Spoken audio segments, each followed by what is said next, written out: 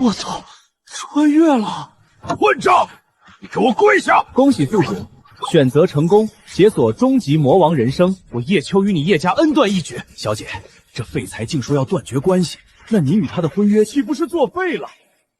我走了，找不回秋儿，这辈子我再也不见你。夫人，断得好！想杀我，我在地狱等着你。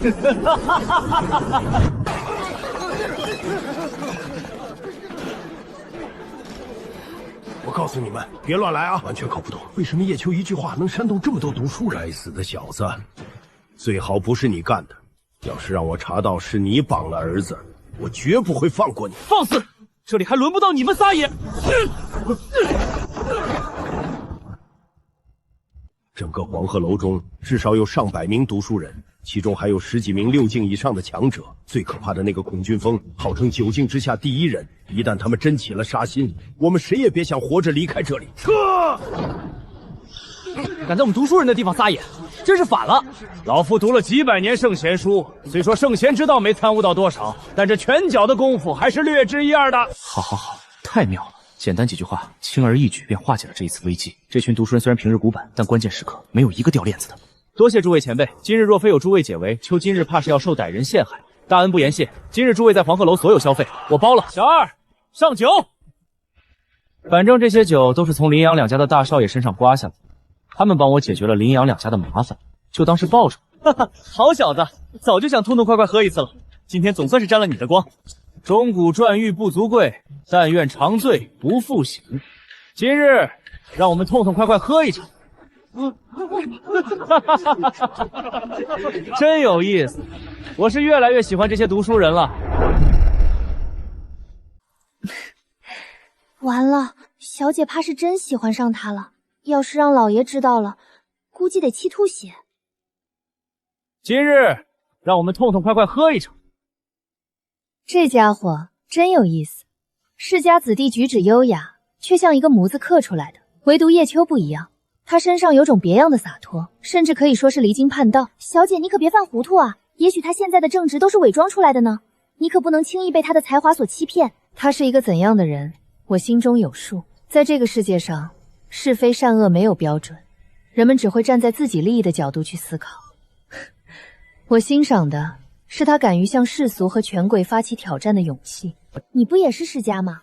老爷要是听了这话，估计得气得不轻。身为世家小姐，我们连自己要嫁给谁都无法做主。我拼命修炼，就是为了打破这桎梏。苏婉清是幸运的，她能和心爱的人私奔，归根于她有一个开明的父亲。该死的孔玉峰，老夫跟你没完！林兄，接下来我们该怎么办？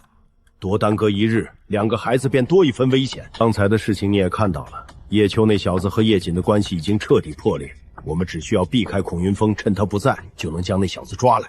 可是，一旦事情败露，让叶瑾知道了，我们2家又该如何自保？放心吧，叶秋那番话早把叶瑾的心伤透了，他这会儿正忙着安慰他的小儿子，根本不会管叶秋的死活。只要我们办得隐秘，绝不会出差错。好，豁出去了！从今天起，你我2家派出所有高手，秘密监视那小子，绝不能让他跑了。呵呵，这么迫不及待吗？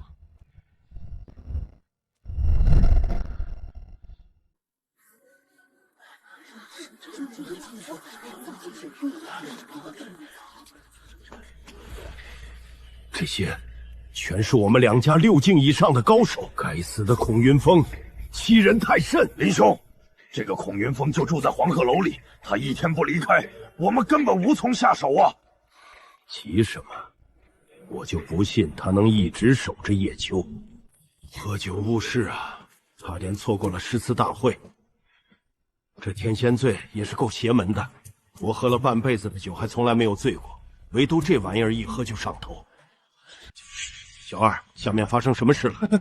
怎么这么吵？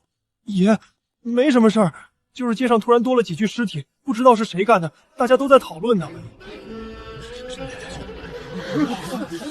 这几具尸体不就是昨天林阳2家的几名长老吗？怪事了，他们怎么会死在这里？莫不是有人想对叶秋小友图谋不轨，因此起了争执？看来我这几天不能喝酒了。我既然说了要保叶秋周全，就绝不能让他出事。谁干的？这是谁干的？好好的线索就这么断了，林阳两家这笔账看来比我想的还要麻烦。别急，谁动的手，我迟早查出来。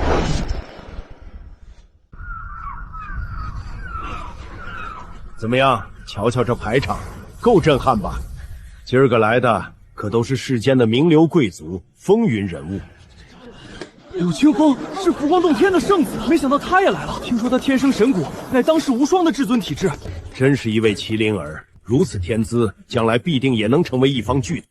神骨宝贝啊！可他身边那几个人气息太恐怖，现在根本打不过。叶兄，你也来了。同样是前辈高人，怎么就没人上来跟你打招呼？哈哈，无用的社交罢了。我从不在乎世俗的目光。你现在知道叶锦的威望有多高了吧？但凡你肯低个头，你还是巨北王世子，一样可以成为所有人仰慕的对象。前辈说笑了，秋天生贱命，可享受不了这样的待遇。靠别人给的东西，始终不是自己的。夫人，你怎么了？他竟然真的来了。前段时间白鹿鸣亲自送邀请函，原来是真的。我们真的错了，错得太离谱了。可现在他已经彻底疏远了我们。夫人，也许我们应该放手了。我只想听他叫我一声娘。我有什么勇气去叫他？以前不管我怎么骂，他都默默忍受。现在只要我多说一句，他便能怼得我哑口无言。叶兄，他应该就是你说的那个不成器的哥哥吧？一个混迹市井的痞子罢了。我听说昨天你被他打了。我不过是大意，若是此刻再对上，我一剑便可斩他。无妨，回头看我的。身为好兄弟，我怎么也得给你出口恶气。柳清风撑死也就和叶青半斤八两，居然还想去找叶秋的麻烦。以叶秋的性子，一出手，柳家怕是要头疼了。不行，我得整点活才行。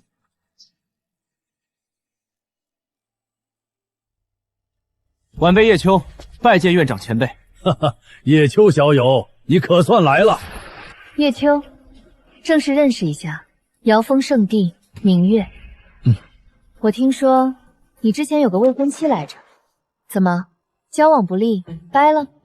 敢在我的伤口上撒盐，这女人猛得很，硬来是自取其辱，只能拼脑子。所谓人到黎阳花似锦，偏我来时不逢春。妙啊！此句表面在写黎阳美景，实则是在写人生的无奈与遗憾。叶秋小友定是付出过真心，却被伤得遍体鳞伤，才写得出如此悲凉的诗句。世人都羡慕叶青在父母宠爱中长大，可叶秋满心欢喜地回到叶家，得到的却是冷眼与嫌恶。不知道你是否还在对你那个未婚妻恋恋不舍呢？那倒没有，我对那未婚妻可没半点兴趣。不过这位瑶光圣女倒是挺爱多管闲事，漂亮女人通常都麻烦，尤其是聪明漂亮的女人更麻烦。曾经我也想过，愿得一人心，白首不相离，可最终才明白，我本将心向明月，奈何明月照沟渠啊！什么意思？他这是在暗示我吗？你最好说的是天上的明月，这绝对是千古名句啊！宝贝，你没事吧？不行，我要上去跟他说清楚。不要去，我没事。他是在点我，是我当初不珍惜，才有了如今的结局。夫君，我真的错了，我想上去抱抱他，告诉他娘真的错了。他的诗何尝不是在点我们？是我们的无视、冷漠和偏心，才彻底推开了他。没想到你倒是挺深情，可惜你的深情没有换来对方的珍惜。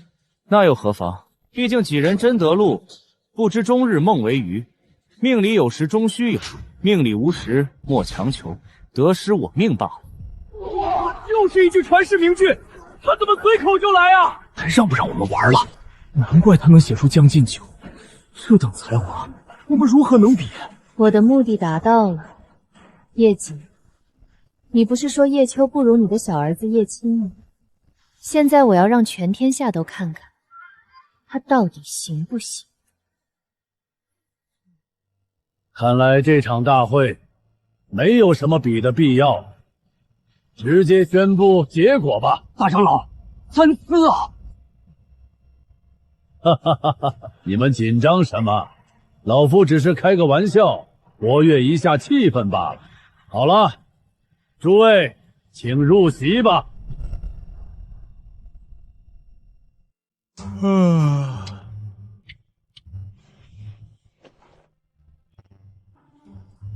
这女人为什么要帮我？她可是帝王州最惊艳的女子，平日里冷若冰霜，今天怎么主动凑过来？大意了，有明月这个女人坐在旁边，谁敢上来？本来还想着多认识几个朋友，结果全被她镇住。怎么样，紧张吗？紧张？小场面罢了。你的那位未婚妻好像在看着你。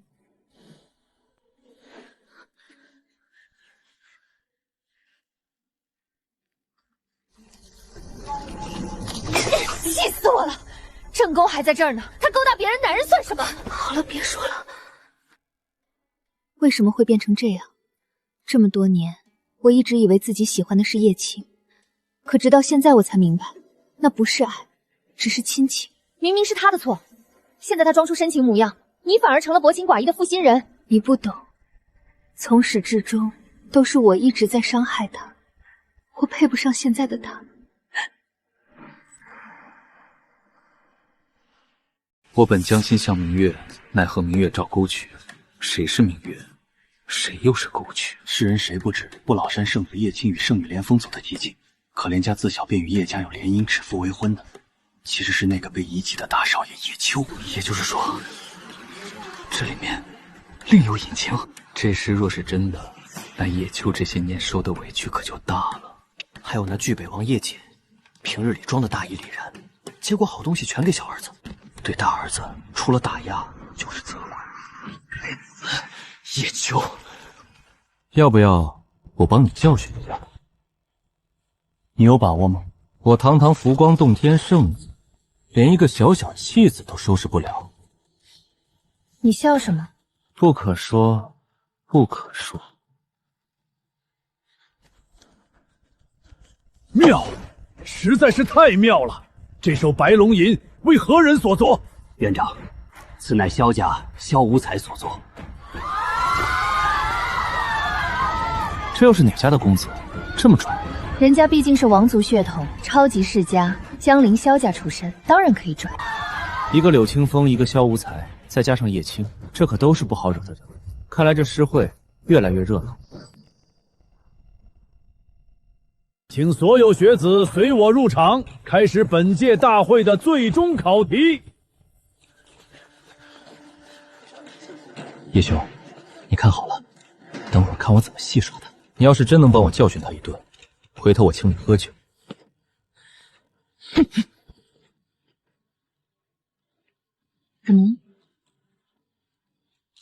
没什么，碰到晦气东西。欺人太甚！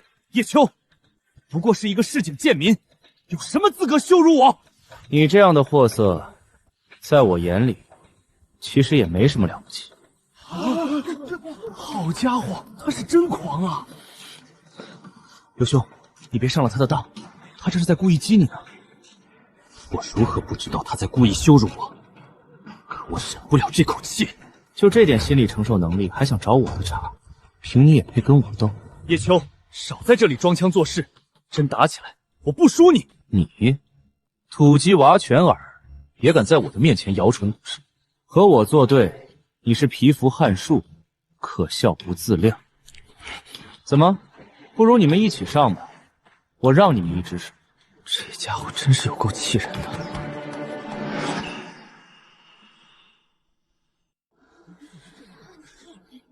你笑什么？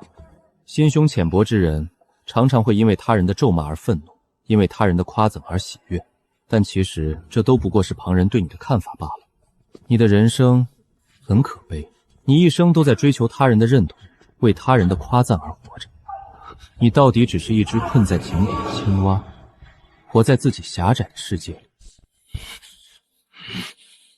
你试图用我的身世来攻击我，哼，只有弱者才会需要别人的认同。你刚好就是一个弱者。这是何等狂妄的姿态！他怎么敢啊！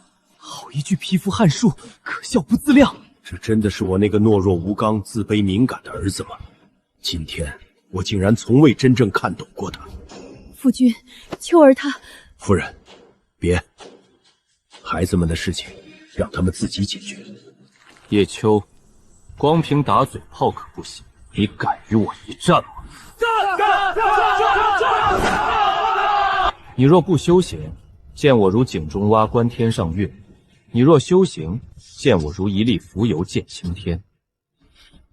你若不是我弟弟，你连见我一面的资格都没有。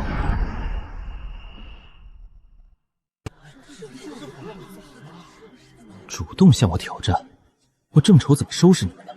不行，这个时候不能笑出来，得憋住。愤怒是弱者的表现，你想挑战我？按理说你是没有这个资格的，不过今天我决定可怜你一下。不如这样吧，你们这样的货色，打一个太没劲了，干脆2个一起来吧。欺人太甚！叶秋，我柳青风与你势不两立。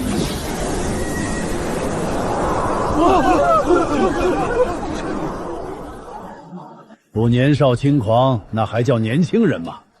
给他们摆擂台。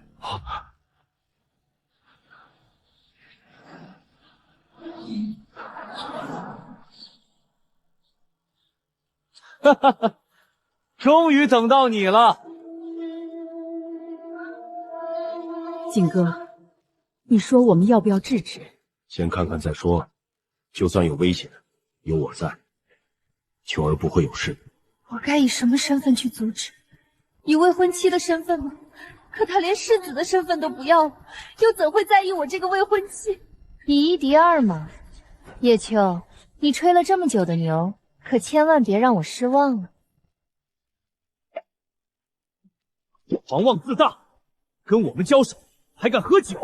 叶秋，今天一定要你为你的狂妄付出代价！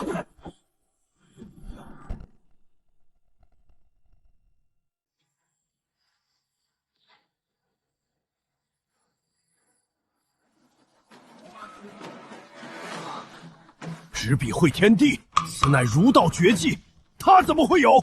如此年纪便掌握了这等神通，若放任他成长下去，未必不是下一个明月。啊！不好，这家伙之前一直在隐藏实力，我们都被骗了。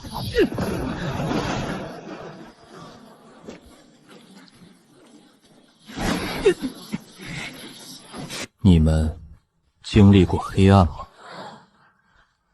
怎么可能？他什么时候过来的？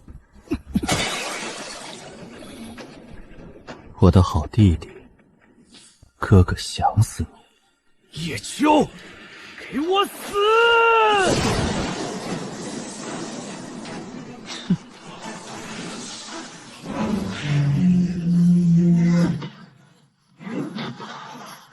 至尊宝术，到底是巨北王府，底蕴雄厚。这是什么剑法？竟然蕴含着上苍的碾压之势！不，青儿要输了。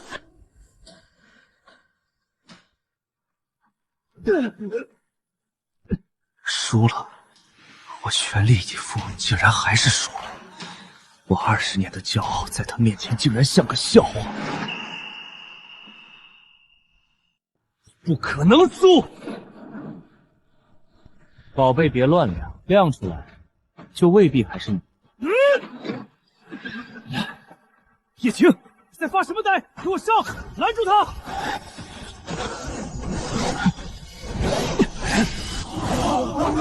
他竟然把2位天才至尊戏耍得团团转！他之前说的话根本不是吹牛！不可能，这怎么可能？他越优秀，越显得当初的我有眼无珠。现在的他心境已然无敌，我连站在他身边的资格都没有了。你们就这点本事吗？吸着族人的资源，花费了这么多物力财力，就修成这个样子。有时候我真不想打击你们，但今天我必须说一句实话，就那些浪费在你们身上的宝药，随便拿出来一点用在一头猪身上，它都能比你们强。叶秋，我杀了你！人，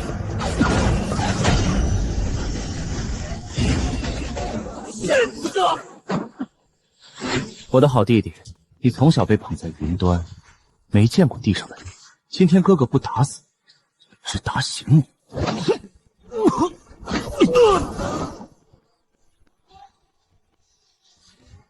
嚯！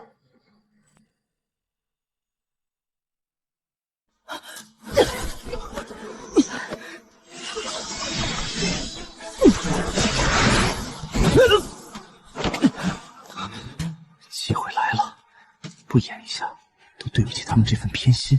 叶秋，你已重伤，今天就是你的死期。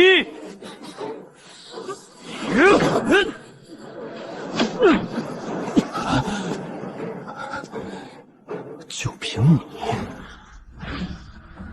他自己都受伤了，怎么还在这个关键时刻喝酒？是天仙醉，这酒能让全身气血狂躁，瞬间恢复战斗力。这小子还真是有一手。从始至终，你们都不配成为我的对手。你们20年如一日的努力修行，夺机缘争天命，也只不过是为了能拥有一个见到我的资格罢了。这才短短1个月，他竟已变成了我只能仰望的存在。不过你柳清风还不错，但也只比起某个只能靠家人保护的废物好上那么一点点。庆儿，不要再和他打了，你不是他的对手。就是这样，连你娘都觉得你不行，你凭什么跟我斗？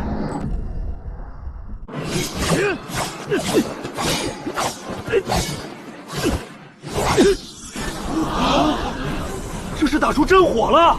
这对兄弟真是招招不留情。秋儿根本没有使出全力，一直都在戏耍晴儿，始终留了一手。可晴儿却每一剑都带着杀意。混账！还不给我滚下来！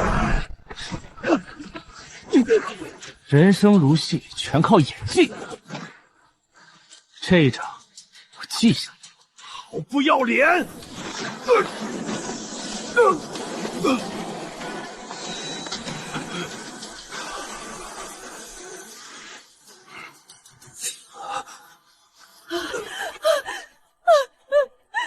要再打了，我的孩子。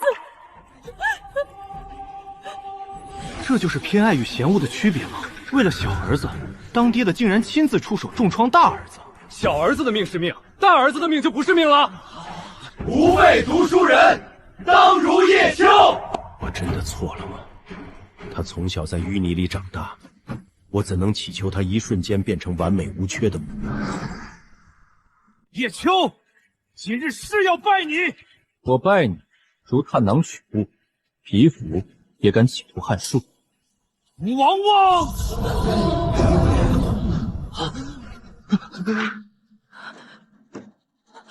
不，我的孩子！如果我现在再次出手干预，天下人定会觉得我具备王府输不起。晴儿被我们惯坏了，这种性格以后迟早要吃大亏。不，那是我的神骨！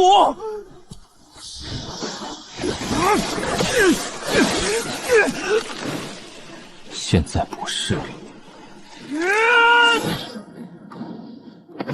他拿神骨杀我，我拿神骨保命，合起来还很公平。不错，神骨真火果然霸道。有了它，我的体魄和剑诀都能再上一个台阶。不可能吧？少爷开启了神骨，怎么可能被单方面压制？救我！快救我！不好，真是少爷，快救人！先送少爷回去治疗，回头再来讨个说法。天助我也！神骨本源到手，短时间内他们根本看不穿其中玄妙。等他们反应过来，我早就拿完奖励走人了。怎么回事？原本应该精疲力尽的叶秋，打完柳清风后，反而像满血复活了一样。这家伙修的明明是浩然正气，形势却正得有些发邪。哈哈，好小子，可以啊！我之前还以为你只会吟诗作赋呢，没想到拳脚功夫也这么厉害。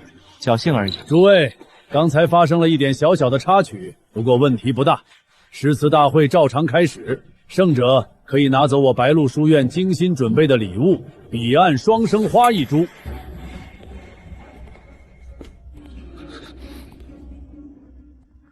输了，彻彻底底的输了。在力量上，我竟然输给了这个我一直看不起的哥哥。青儿，别丧气，妈相信你。一时的挫败不要紧，你得振作起来。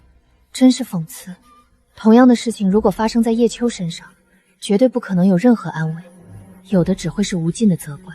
刚才若不是柳清风送来这一波神蛊真火，在叶姐和苏婉清的压迫下，我绝对已经受了重伤。障眼术的效果有限，我得抓紧时间拿到双生彼岸花，然后立刻开流。诸位学子，想必你们也发现了，这间阁楼乃我白鹿书院新修，其中放有经书103600多部，涵盖所有道家心法、儒道真解与佛道之说，只为让天下寒门学子有书可夺。今日阁楼新起，尚未来得及取名，本场大会的第一个考题便以这间阁楼为题，诸位即兴发挥，为其取名，胜出者便以你所作之诗为这阁楼之名。本场大会的第一个考题，咱们就以这间阁楼为题，你们即兴发挥，为其取名，胜出者便以你所作之诗为名。这题目范围太广，若没有前人的诗作引路，极易偏离院长的本意啊。是啊，枪打出头鸟，这时候谁先动笔，谁就是给后面的人当垫脚石啊。天才，即兴，想必此时此刻没有任何一首诗比那一篇更适合现在的场景。我来。跳梁小丑，哗众取宠。太急躁了，他根本不知道这种大会的窍门，如此着急展现锋芒，只会沦为别人的垫脚石。夫君，那现在怎么办？一群井底之蛙，真以为我不懂？我这一篇一出，有种的你们就来接。既然无人提笔，叶某今日便来写一篇序，给大家提供一点思路。接下来的正文便由诸位来写。啊！敢在无人敢动笔时率先开头，此子倒是有几分魄力。这家伙鸡贼得很，柳清风和叶青就是前车之鉴，他怎么可能做亏本的买卖？好气魄！来人，取笔，老夫亲自为叶秋小友研墨。多谢老前辈，天赐良机。今天这个场子，我若是不接，倒显得不太礼貌。滕王阁序，这就是他为这间阁楼取的名字。寒江故郡，白鹿心腹，星分翼阵，地接横庐。引经据典，老生常谈罢。金三江而带五湖，控蛮荆而引瓯越，物华天宝，龙光射牛等之虚。金三江而带五湖，好大的气魄！他对寒江城的历史与地形竟然了解得如此之深。他不是第一次来寒江城吗？为什么会对这里的历史如此了如指掌？云霄雨霁，彩彻曲明，落霞与孤玉齐飞，秋水共长天一色。千古名句，竟如此意境。不好，不该让叶秋上的。他这一篇出来，犹如晴天一声惊雷，炸翻了全场。接下来的人还怎么接？落霞与孤玉齐飞，秋水共长天一色。好一句秋水共长天一色！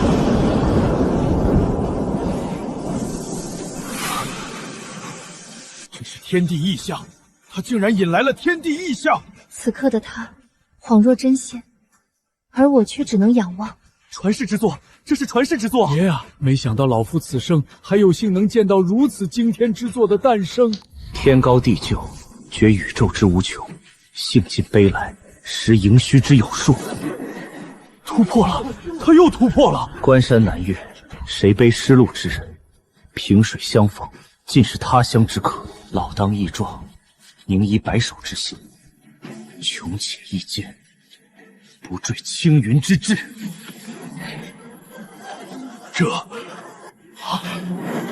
这是登临仙境，突破了！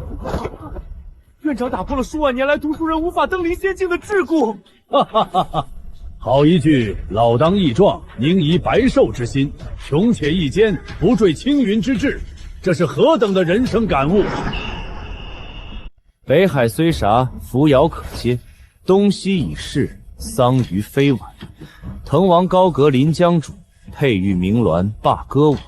画栋朝飞南浦云，珠帘暮卷西山雨。闲云潭影日悠悠，物换星移几度秋。阁中弟子今何在？案外长江空自流。居然还有这种意外收获！万千财气入体，我的身体竟然凝聚出了制胜之躯。制胜之躯，这条路还真是越来越热闹了。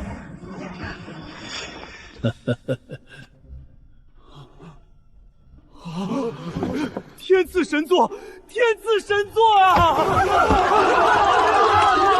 好一首滕王阁序，荡气回肠，堪称古往今来第一神作，无愧诗仙之名，堪为当世第一才子。这一篇神作一出，还有何人能进？该死的叶秋，竟敢坏我好事！他这一篇出来，我还写什么？凭什么？不过是个泥腿子，凭什么能写出这等旷世神作？我不甘心！孽障！青儿，你怎么了？娘，我没事，刚才运功出了些差错，导致心魔作祟，多亏了爹及时发现。那就好，那就好。回头娘送你去剑阁湖底好好沉淀一下。你现在心太乱了，3000州青年大赛也快开始了，你的志向不应该在诗词大会上，应该把重心放在那里。曾经，母亲只会对我流露出这种眼神，现在，连她的骄傲也不属于我了。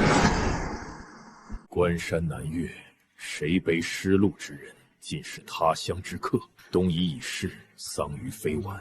如果我能早一点明白的孤独，多给他一点关怀，我们父子怎会走到今天这一步？夫人，我们走吧。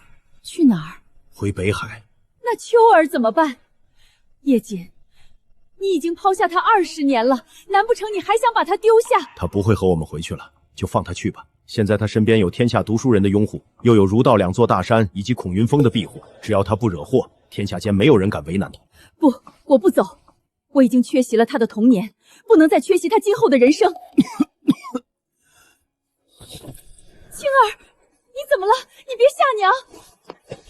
他的5脏6腑受了重创，骨头也断了几根，得尽快送回北海调养。青儿，走，娘带你回家。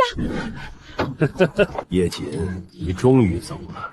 接下来，只要孔云峰离开，这小子我抓定。我的儿子已经失踪多日，我一天都不想再等了。就等着这一场大会结束，就是叶秋被押回林家的时候。好一首滕王阁序。多谢前辈，老夫还得多谢你这一篇滕王阁序，醍醐灌顶，老夫才能登临仙境，何谈谢之？可有才子敢接这一首滕王阁序之剑，再写出一篇震烁古今的奇文来？既然如此，那魁首之位已经不需要老夫宣布了吧？该死，我们精心准备了这么久，竟然全成了这小子的衬托。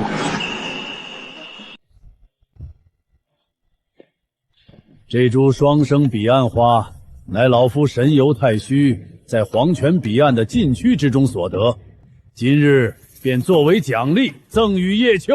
双生彼岸花终于到手了，我这条修行路总算又往前迈了一大步。此一篇滕王阁序为此阁楼而作，从今天开始，这间阁楼就叫滕王阁。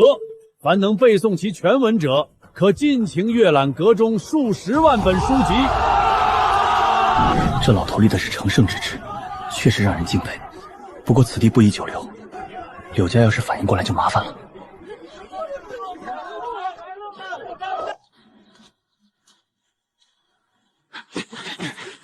我儒道几万年才出的这么一位旷世奇才，谁敢动他，老子绝不答应。这么迫不及待吗？那就玩玩吧。只要酒劲不出马，没人能追得上我现在的速度。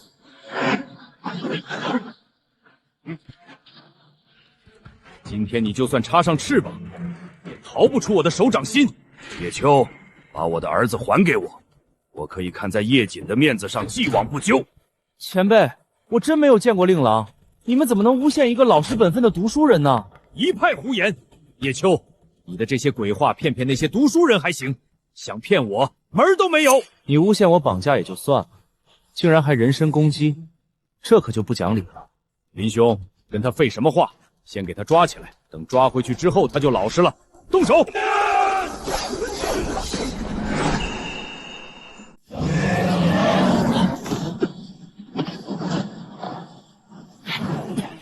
云峰，又是你这个多管闲事的家伙！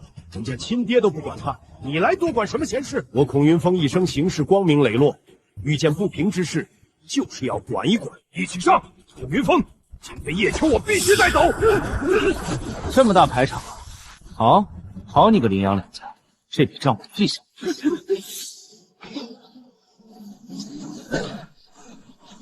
怎么回事？人呢？他的气息就在前方，应该没有走远。追！林旺、杨延平，尔等敢折我儒道气运，我孔云峰立誓，必让你给天下读书人一个交代。不好，叶秋可能遇险了。说，叶秋哪儿去了？什么情况？叶秋何德何能，能让这么多读书人以命相护？撤！快撤！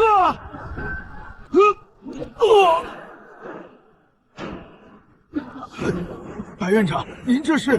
白院长，我们是不是存在什么误会？若是我们不小心找了您诗会的雅趣，杨某愿在此赔礼道歉。敢在我的地头找茬，还试图斩我儒道气运，你林杨两家怕是太放肆了。老前辈，这件事怕是有误会，我们只是想询问我儿子的下落，绝无斩断儒道气运的想法。一派胡言！刚才我若是不来得及时，他怕是已经被你们强行带走了。这些仗势欺人的权贵，见我儒道好不容易出了这么一位天才，竟想将其抹杀，此事必须查清，天下人一个交代。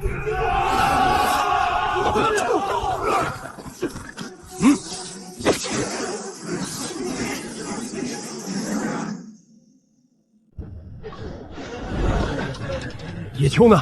林旺，你最好祈祷他没事。等一下，等一下！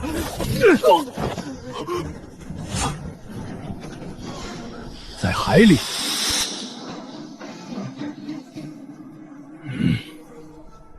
哈哈哈哈哈！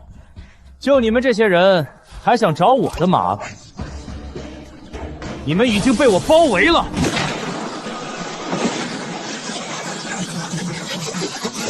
绝对不能放这小子离开，此次过于危险，且报复心极强。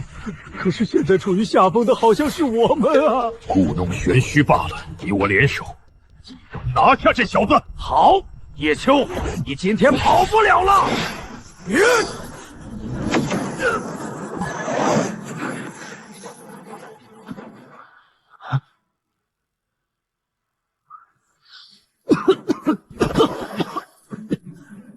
不是，你怎么还跪下了？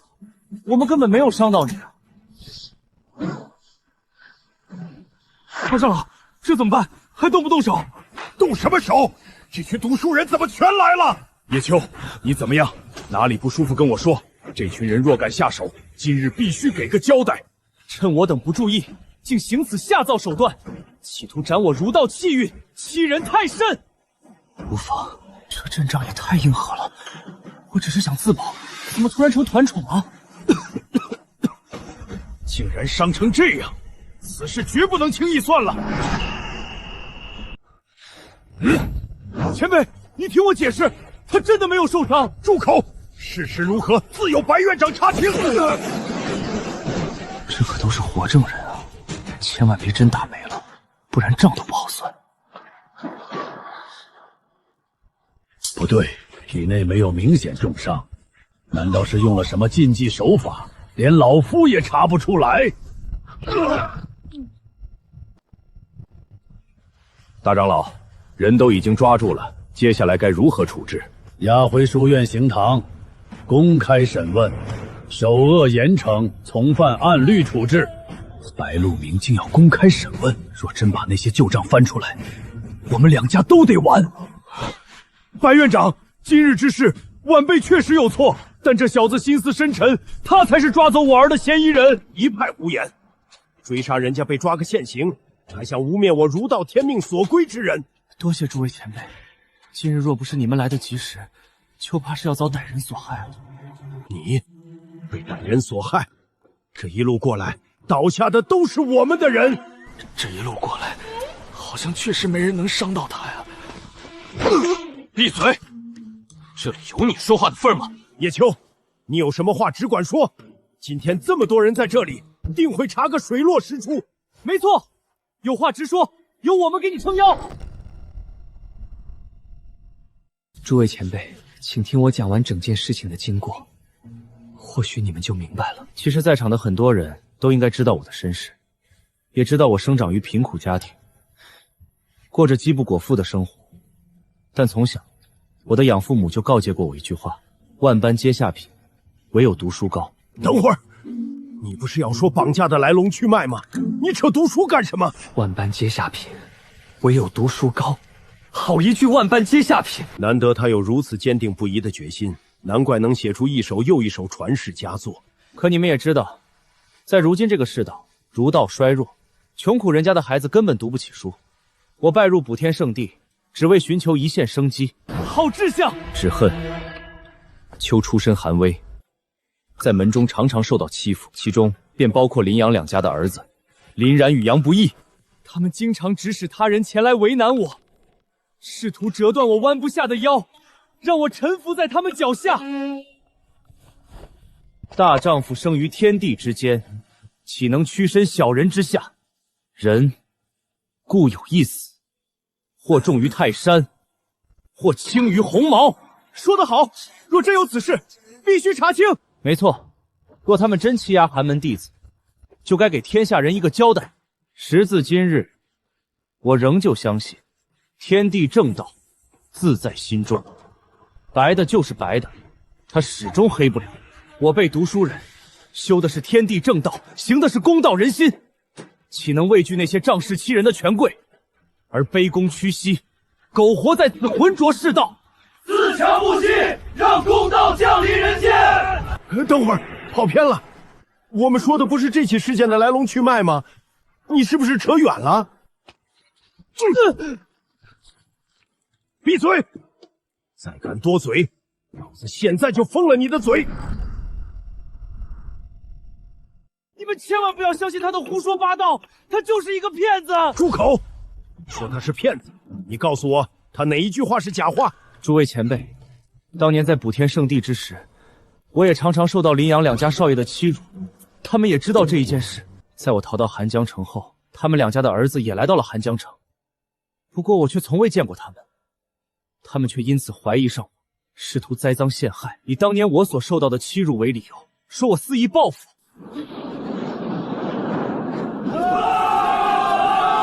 林望欺人太甚，杨延平，今天就算说破天，也得查个明白，交出证据，公开审问。等一下，你们听我解释。白老前辈，您贵为儒道至尊，德高望重，没有问清楚缘由便要定罪，于情于理，怕是有损您的威名。威名，老夫从不在乎世俗的看法，但老夫在乎公道。晚辈绝无要挟之意，只是今日之事，我们只想要一个答案。若不是我们来得快，这孩子怕是已经被你们强行带走了，还想用这种鬼话骗我们。诸位前辈，多谢你们的好意，叶秋心领了。不过今天这事是我和林阳两家之间的恩怨，他们既然认定是我抓走了他们的儿子，那便让他们拿出证据。粉身碎骨浑不怕，要留清白在人间。我叶秋今日纵受千夫所指，也不许任何人污蔑我的清白。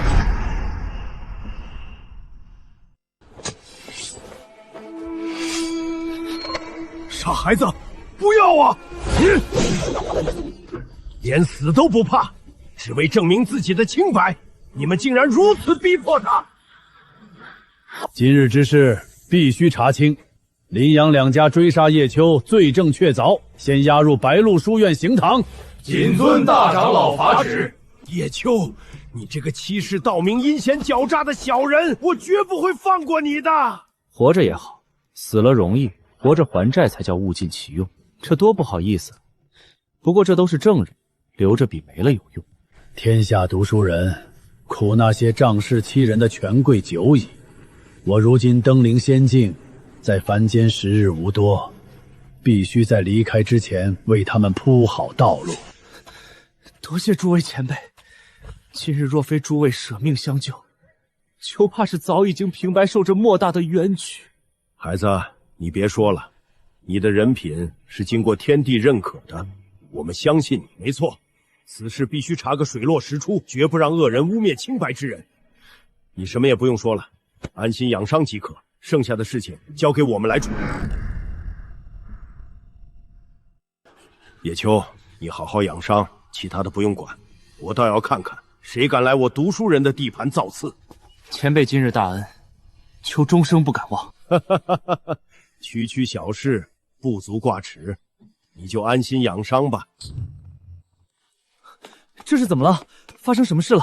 外面怎么围了那么多读书人？管他呢，开门做生意，赚谁的钱不是赚？有了这一群读书人做庇护，今后这黄鹤楼在寒江城就彻底站稳脚跟了。你就敞开了干，安心做你的生意就行，其他的不用管。哼。林旺、杨延平，这笔账还没完。等到了晚上，我再去山洞里闭关，彻底炼化那道神骨本源。族长，大事不好了！慌慌张张，成何体统？少爷他……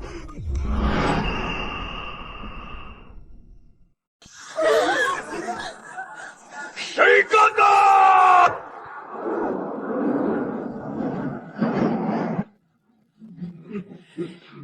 谁？到底是谁干的？啊！这怎么可能？少爷的神骨本源竟然消失了！少爷当时强行催动神骨，神骨本源暴走离体，难道真被人夺走了？说，到底是谁？老夫要让他付出代价！族长，少爷是被叶秋所伤。叶秋是谁？叶秋乃是巨北王叶瑾的嫡长子。叶瑾，好你个叶瑾！我柳家与你叶家本是世交，没想到今日你儿竟夺我儿神骨本源，断我柳家气运。带我儿去后山，请老族长为他疗伤。其余人随我去找人。族长，不妨先把事情问清楚再去，免得到时候叶瑾不认账，真打起来，哪怕拼上我柳家几万口人，也不是他叶瑾的对手。叶家老爷子已然达到半步仙人境，更别提叶瑾背后还有听朝简阁那一位。族长，之前在寒江城时，我们听到了一些流言。什么流言？那叶秋从小被叶瑾遗弃，寄养在农户家中，2个月前才接回来，因其离经叛道，与叶瑾发生矛盾。叶秋更是当众宣布与叶瑾断绝父子关系。你是说叶瑾现在已经不认这个儿子了？我想应该是的。当时被叶秋打伤的还有叶青，叶瑾当天就带着叶青返回北海疗伤去了，根本没有管叶秋的意思。哈哈，好你个叶秋，敢夺我儿神骨本源！我若不将你抓回来问个清楚，难解我心头之恨。召集所有人，立刻前往寒山城。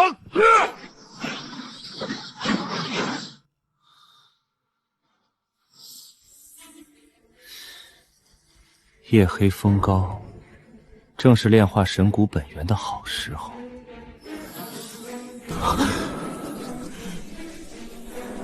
叶秋，你最好放了我，否则等我爹找上门来之时，我会让你后悔。那你可能等不到了。你什么意思？有个好消息和一个坏消息，你们想先听哪一个？好消息，好消息就是林阳两家现在忙着接受白鹿书院刑堂审问，暂时没人能来救你。不可能，我爹乃是8境强者，怎么可能任由你摆布？我可以非常确信地告诉你，今天林杨两家试图迫害我这个无辜善良之人，如今已经被白鹿书院押入刑堂。至于你们，是重要证人。那坏消息呢？坏消息就是，你们要把这些年欺压寒门仗势欺人的旧账一笔一笔写清楚。谁敢漏一笔，我就让这座悔过镇帮你们。叶师兄，念在你我同门多年的份上，求你放我一条生路，我发誓绝不报复。求饶？当年我被你们打得遍体鳞伤时，你们可曾给过我半点机会？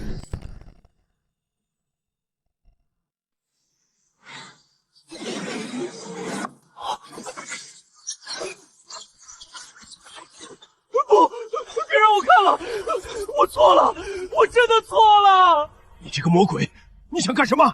干什么？当然是替天行道，让你们学会重新做人。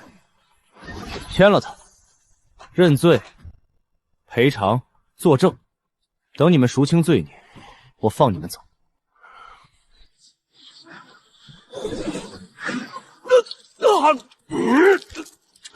实验很成功，杀人容易，让恶人知道自己有多恶才难。你们安心待着吧，用不了几天，你们就会迎来崭新的人生，以功抵债，重新做人，多好的机会！哼，我真是太讲规矩了，讲到他们都快哭了。双生彼岸花，一花开两朵，一阴一阳。我已获得至圣之躯，如今只需再练出魔神之躯，便可完成真正的蜕变。不愧是天生神骨本源，里面蕴含的神火之力，远比普通宝要霸道得多。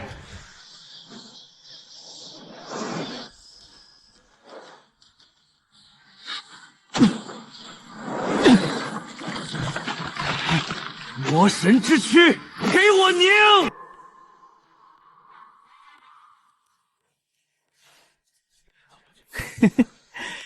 这生意是越来越火爆了，是时候考虑多开几个分店了。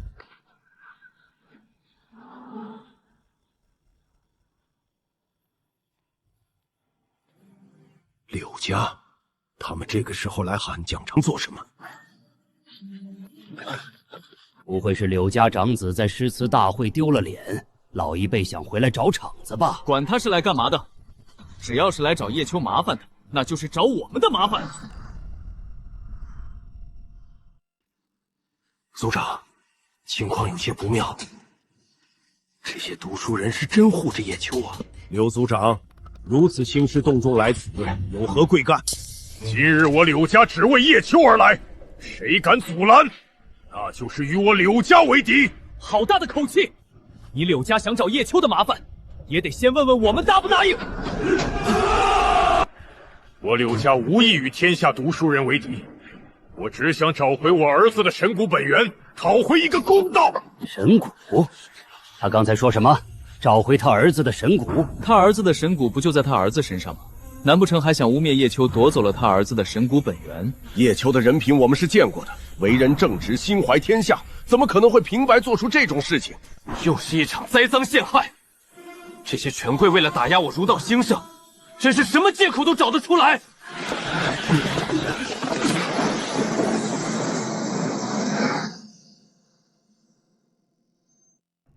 欺人太甚！好大的口气！今天我孔云峰在这里，我倒要看看你能不能走进这个门。孔云峰，你当真要与我柳家为敌？柳家有种的放马过来，我孔云峰这辈子就不知道什么叫害怕。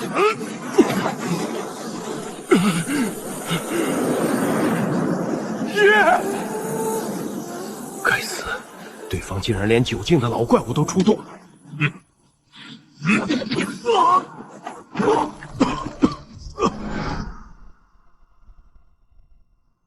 这些权贵咄咄逼人，跟他们拼了！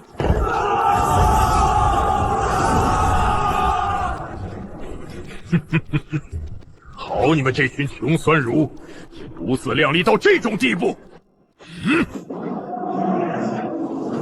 望见生！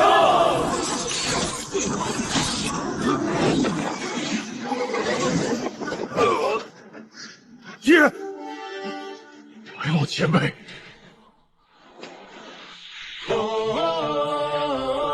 白鹿鸣，你也想替叶秋出头吗？老东西，你当这是江陵城吗？敢在老夫的地盘撒野，你几个胆子？堂堂儒道至尊，莫非也是是非不分之人？那叶秋借着与我孙儿切磋为由，夺其神骨本源，难道你们要包庇他吗？一派胡言！我们所有人都在看着呢。明明是你孙儿技不如人，恼羞成怒，还想杀人泄愤，最终被打败离场。叶秋为人，我们心如明镜，他绝无可能无故做出这种事情来。叶秋他没毛病。原来是客，如果阁下是来我寒江城做客的，我们欢迎；但如果是来找茬，企图伤我儒道门生的，虽远必诛。这魔神之躯的威力竟如此恐怖，在同时炼成2大神体之后，我的肉身强度足以比肩世间任何地血后代，不朽王族血统。柳清风的神骨真火，此火乃天赐神火，拥有极强破坏力。进行神火附着之后，我的剑诀威力还能再提升一个档次。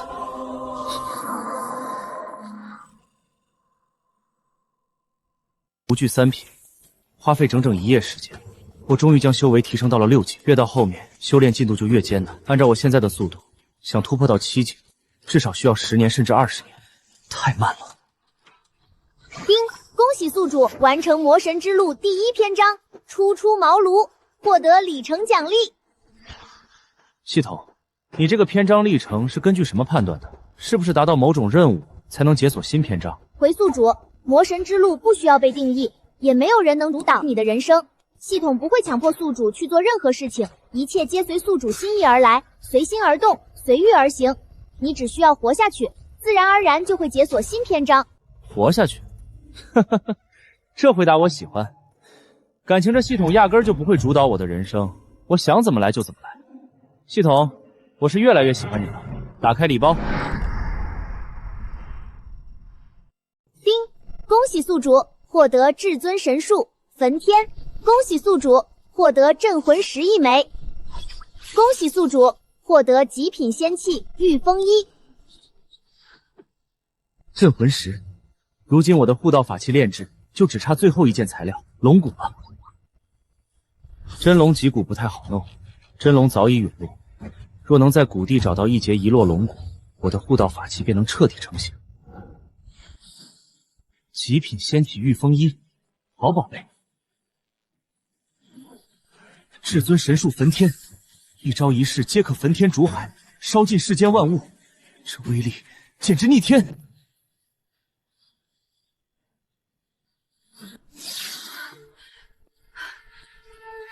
小姐，您怎么回来了？我爹呢？我爹究竟去哪儿了？为什么这里落了灰都没人打扫？说，到底发生了什么？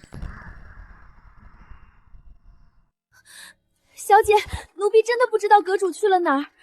自从上一次他下山之后，就再也没有回来过。那我大哥呢？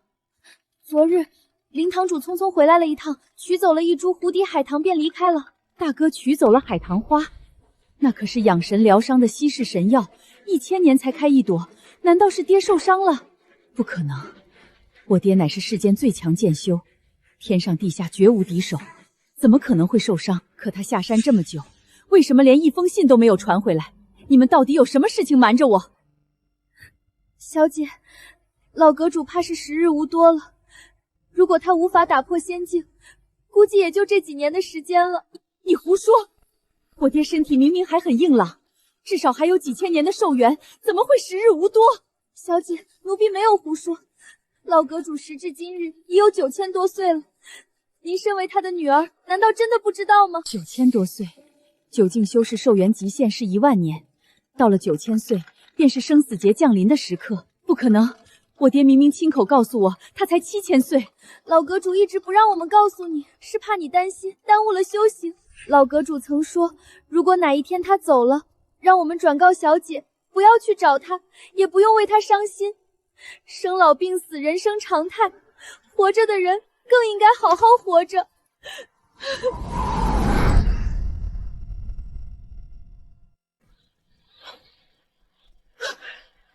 不，你们都在骗我！我爹天下无敌，他不可能有事。小姐，彩姨说的句句属实，没有半点假话。老阁主真的快撑不住了，他只是不想让你分心啊。为什么会这样？秋儿不肯认我，青儿重伤在床，如今连最疼爱我的亲爹也走到了油尽灯枯的地步。骗子！你们都是一群骗子！我爹不会死的！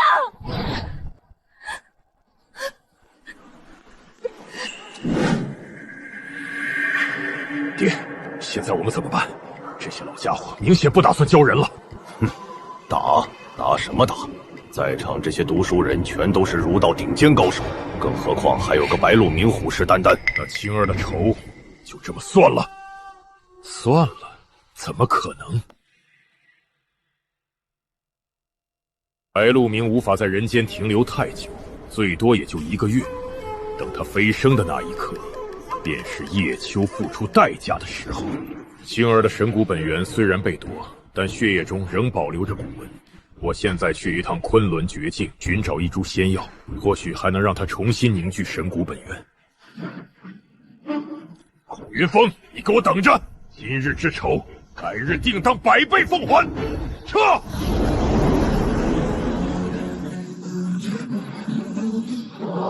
柳清风的神骨本源真的被叶秋夺走了。当时在场那么多人，竟然谁也没发现。这叶秋手段真是诡异。我的亲哥，你总算回来了！刚才我差一点以为黄鹤楼要没了，还好你刚才不在，不然事情可就麻烦了。麻烦什么？我叶秋修的是天地正法，走的是人间正道，何惧任何栽赃陷害？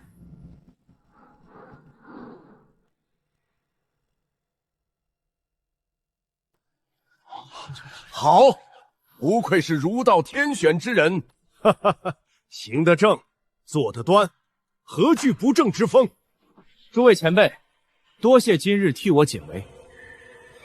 叶秋身处滚滚浪潮之中，难免会引来一些别有用心之人的栽赃陷害，但纵使世间污名找我身又如何？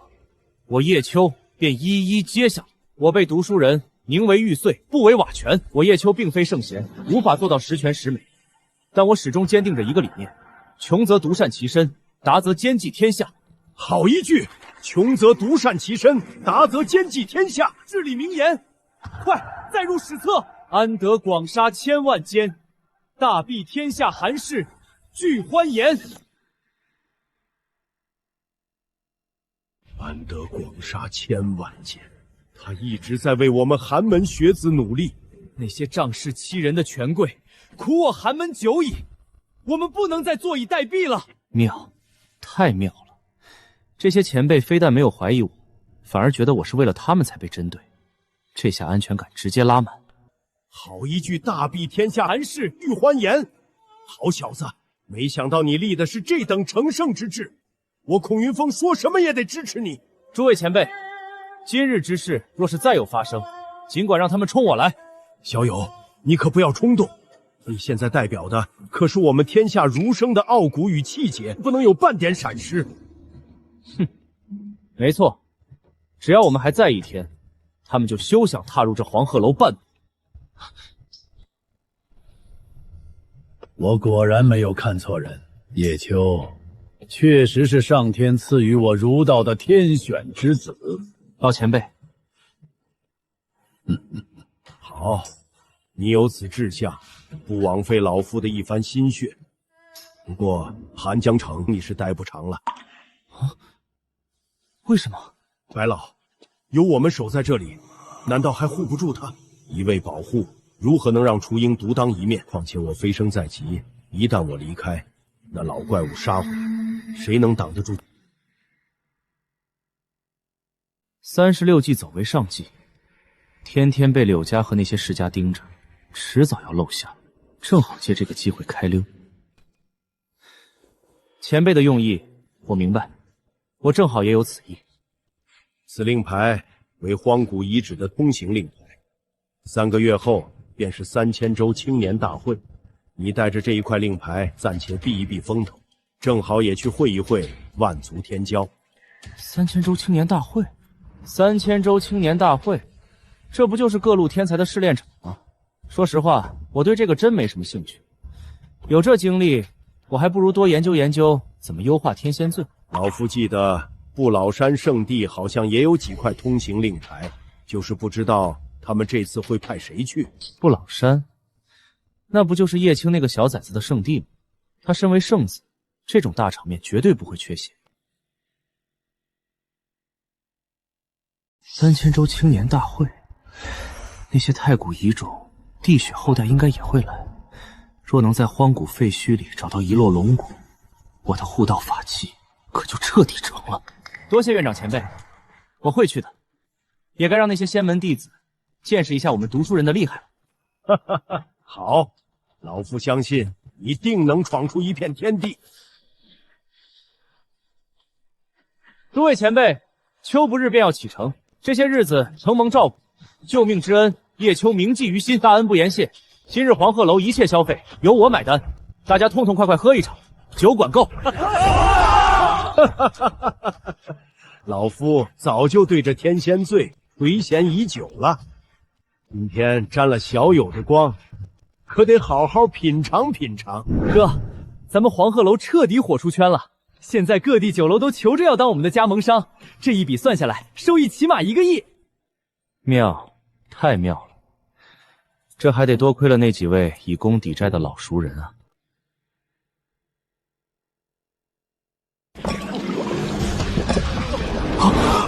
我的老天爷，今天这酒怎么感觉比往常的威力更猛了？我卡在6境7品多年，刚刚仅喝了1口天仙醉，竟然直接突破了！这是什么神仙酒啊？不愧是林阳两家赔来的顶级灵药，再加上神谷真火淬炼，酿出来的酒果然霸道。恶人赔钱，读书人受益，这才叫因果循环。这用恶人赔偿酿出来的酒，真香！大哥，你这是从哪儿找来的帮工？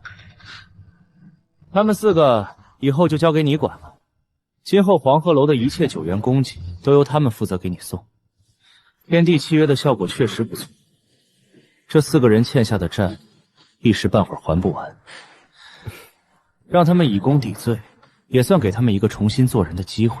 哥，你不会真想去参加那个3000州青年大会吧？我听说那是个炼狱场，死在里面的天才不计其数，太危险了。去，为什么不去？那些被权贵欺压过的人，总得有人替他们讨个说法。我这是去替他们寻找一个公道。大哥真的太善良了。为了天下寒门，竟然不惜以身犯险。既然大哥执意要去，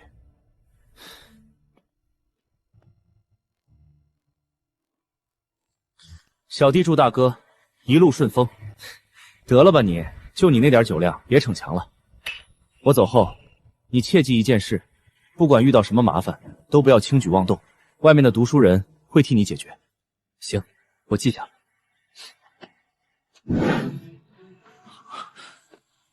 小老头，你终于醒了。叶秋，你这个欺世盗名、狼子野心的衣冠禽兽，你骗了所有人！在我身体里到底做了什么手脚？为什么我的力量动不了？其实也没什么，就是封了你的修为，让你冷静冷静。你别担心，我不会伤你性命，你只需要把自己知道的事情写清楚。让我作证？不然呢？你们林阳两家追杀我，总得有人把来龙去脉说清楚吧。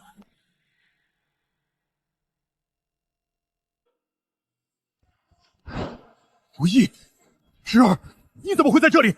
阿叔，我已经签了契约，以前做过的事总要还。叶秋，你到底对我侄儿做了什么？只是让他看清自己做过什么。混账！你竟敢逼他签契约！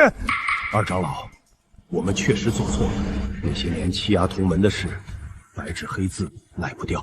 叔侄重逢，多么感人至深的画面。恶人自有恶人磨，而我刚好比较擅长磨人。叶秋，就想让我签？没关系，悔过阵会帮你好好回忆，想起来一条便写一条。你好生待着吧，我会好吃好喝的供着你，千万别想着逃跑。不然要是被我逮回来，你可就要继续回忆旧账了。把证人和契约都留好，就算以后有人想栽赃陷害我，也得先问问这些白纸黑字答不答应。这么迫不及待吗？看来我想要安全离开，还真不是一件容易的事情。黑暗中，不知道有多少双眼睛在盯着我呢。叶秋，怎么样？事情都安排妥当了吧？前辈，您不用特意送我的。好了，别说了，我也是顺路，正好要回颍川一趟，一起走吧。那就多谢前辈了。多看2眼吧，等到下一次回来，不知道得什么时候了。修仙一途，漫漫无涯。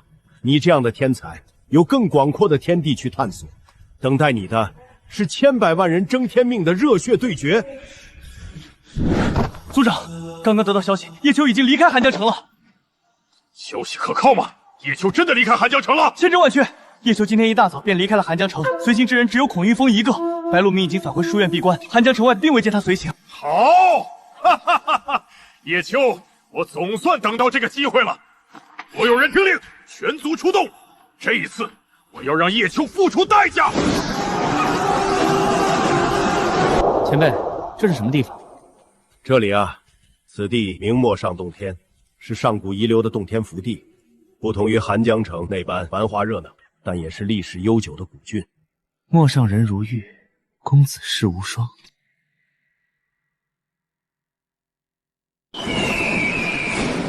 好大的鸟！前辈，这就是传说中的荒古大凶吗？没错，那正是火烈鸟，乃传说中的太古遗种，其血脉极其纯正，且天赋过人。这等太古遗种浑身是宝，可惜现在打不过。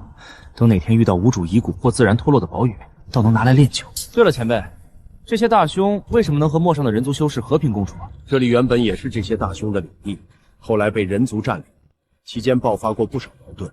但在长达数万年的摩擦纠纷之中，各自损失惨重，最终不得已达成了和平共处的原则，彼此井水不犯河水。小二，好酒好菜给爷上来！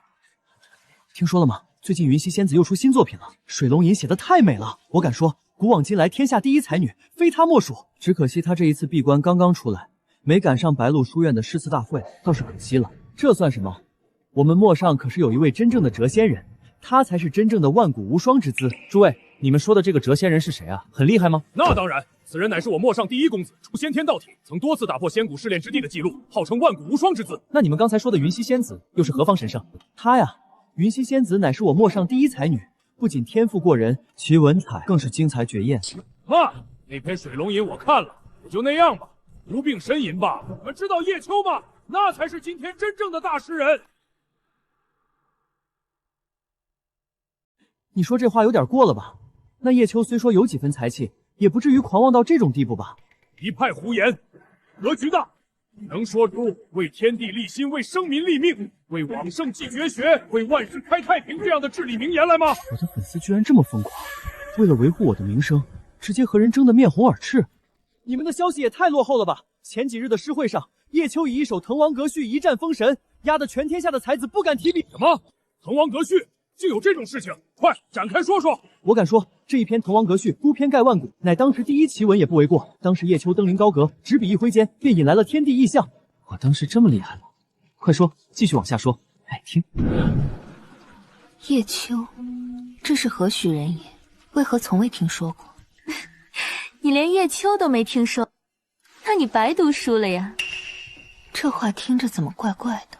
听说此人乃是巨北王叶瑾的嫡长子，因当年边荒战乱，年仅3岁便被寄养在黎阳农户家中。前不久刚被接回，却因离经叛道与叶家断绝了关系。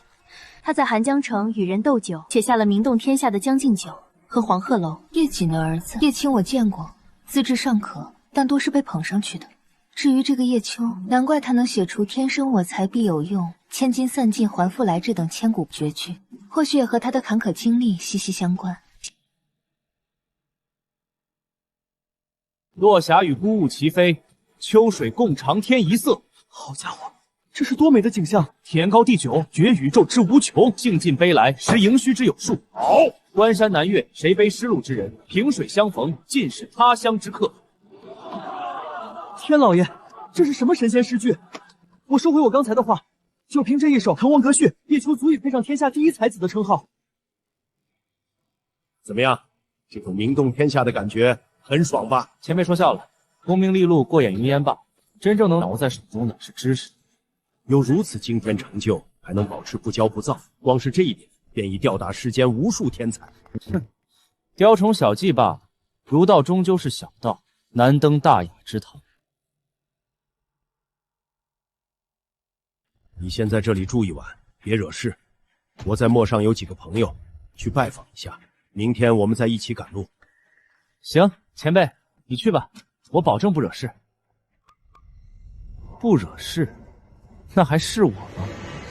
况且我能感觉到柳家的眼线已经盯上我了。既然躲不过，那索性把局搅浑，我才好脱身。古月公子，我们读书人没有招惹你吧？阁下何至于出此言论，羞辱我读书人？我即便是辱你，又如何？就你们这些寒门儒生，也敢妄谈天地之志？怎么想打我？哪里来的野狗，敢挡小爷的道？你想找事吗？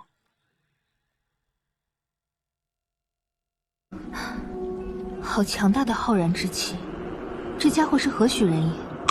竟有如此至阳至刚的儒道真气，不会是他吧？找死！小子，你知道我是谁吗？古族没听说过，我只是稍微说了你两句，你便受不了了。那方才你对在场这些读书人的羞辱，又算什么？哼，这群寒门儒生不过是一些贱民罢了，岂能与我高贵的古族血统相提并论？你在高贵什么？就凭你那微不足道的血脉，找死！打人都没力气，还妄谈什么大道小道？这就是你引以为傲的东西。杀了你！这就是真龙血脉，看样子古族的血脉确实纯正。来吧，让我看看你有多大能耐。浩然天地正气，这家伙是一名儒修。今天我便告诉你，什么叫真理，什么叫浩然大道。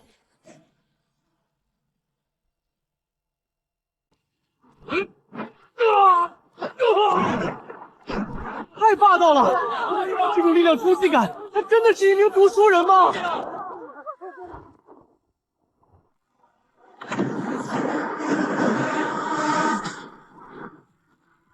古族秘法，这家伙到底是谁？竟能将古月逼到这种地步？二长老，孔云峰已经去拜访好友了，此刻正是动手的好时候。现在要动手吗？族长还没到，若是轻举妄动，惊扰了孔云峰，这一路怕是很难再找到机会下手。可现在这个天赐良机就摆在眼前。二长老，动手吧！趁着这小子与人交手无法分心，只要我们一拥而上，绝对能擒住他。干了，准备动手，切记不要放跑了他。奇怪，这股危机感从何而来？不是古月，难道是柳家的人到了？有意思，那就让暴风雨来得更猛烈些吧。好恐怖的气息！这股火焰是神火，他竟然还兼修仙法，掌握了这等神火力量。该死的蝼蚁，我杀了你！就你雕虫小技儿，也敢在我的面前自称大道？我拜你不过举手之劳。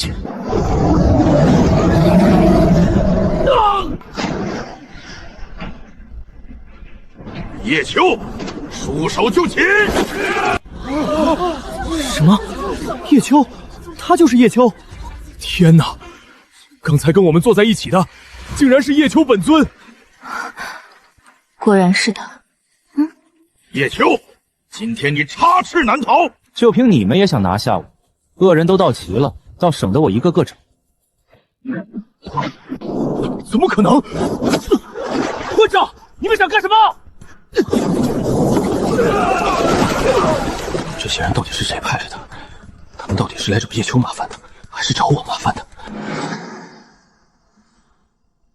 执笔会天地！该死！情报有误，这小子的实力绝对不止6境。上，给我抓住他！什么？混账！你们想干什么？你们都看到了啊，是柳家动的手，我叶秋可没有伤他一分一毫，天地可见。你们惨了，这可是堂堂古族大少爷，传说中的真龙血脉继承者。你们柳家不打招呼便派了这么多高手潜入陌上，甚至还想重伤古族大少爷。说，你们到底在图谋什么？乾坤鼎，给我照！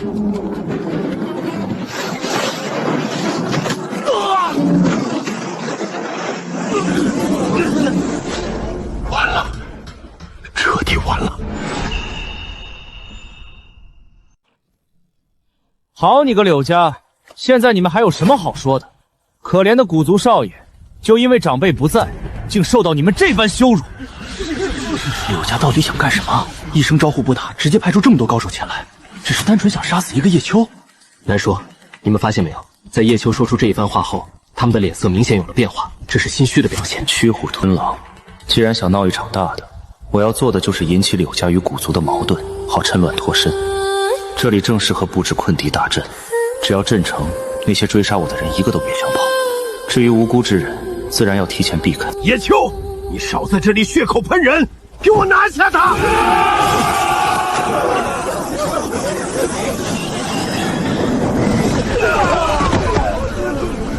叶秋，我要将你碎尸万段！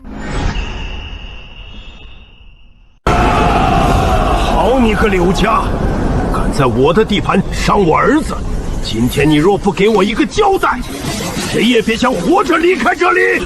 爹，给我杀了他们！杀了他们！柳家，岂有此理！给我一个交代！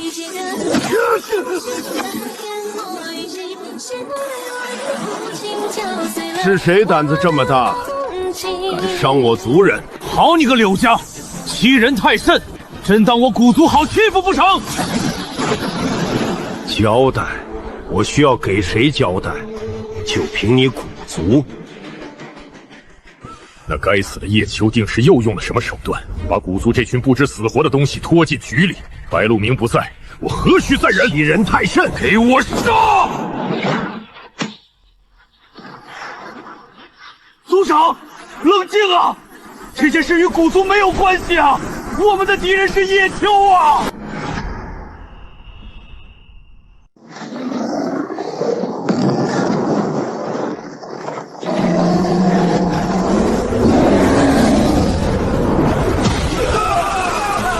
不好，那些大熊暴动了，快退！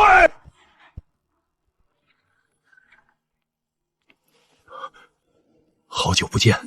好久不见，进来坐坐吧。好。发生了什么事？不好！云峰，该死！我怎么就这么傻？眼下危机尚未解除，我为什么要在这个时候离开？该死的柳家！我跟你们没完！又是你这该死的孔云峰！老子打叶秋你多管闲事，我打古族又碍着你什么事？老子就看你不顺眼！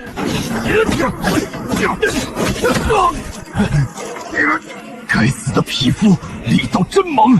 族长，我来助你！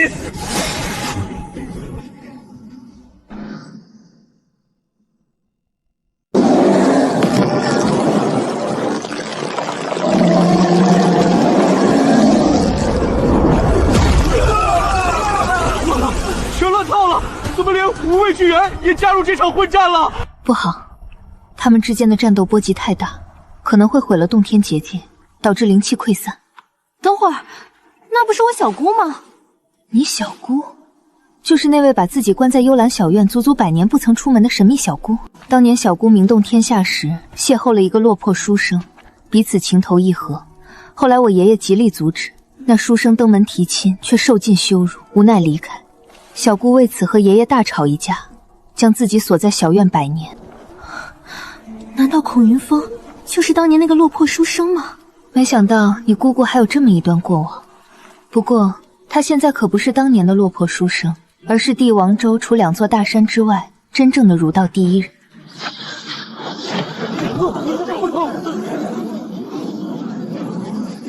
姓柳的，吃我一掌！不好！族长，局势与我不利，不妨暂且避其锋芒。族长，现在最要紧的是找到叶秋，而不是和古家在这里死磕。况且这里还有一个孔云峰呢。撤！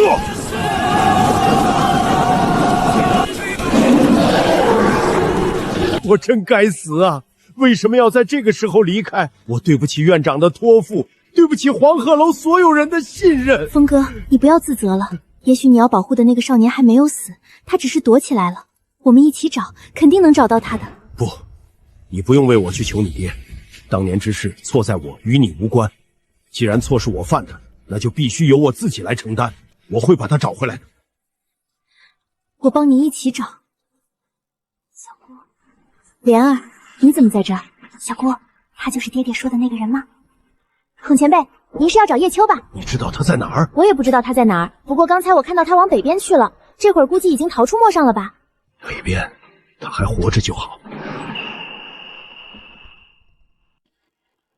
在下李猛，见过孔前辈。这是叶秋托我给您的一封信。信。人生南北多歧路，君向湘乡我向秦。孔前辈在上，见字如晤。承蒙一路护送，在此感谢前辈大恩。秋3尺微命，一介书生，孤苦无依，不求闻达于天下，但求苟活于乱世，无意与天下世家结怨。奈何命运多舛，灾厄连连，不愿因此牵连前辈，只好不告而别，望前辈恕罪，就此别过，勿念。他走了，为了不牵连我，他竟然选择一个人去面对那些世家的追杀。峰哥，你别自责了，这不是你的错。他是一个非常善良的孩子，到了生死关头还在为你考虑。人生南北多歧路，君向湘乡我向秦。不愧是诗仙，果然文采斐然。只可惜好不容易遇到，还没来得及相识，他便匆匆离去。以前我以为那些传闻都是假的，时至今日我才明白，终究是我以小人之心夺君子之腹。叶秋是个伟人啊，他为了帮我们出头，才得罪了古族，开始亡命天涯。不，我们不能让他一个人负重前行。这天下读书人不止他一个，我们得斗争起来。这些仗势欺人的权贵如我儒道久矣，吾辈读书人当自强不息，为后世子孙拼出一片新天地。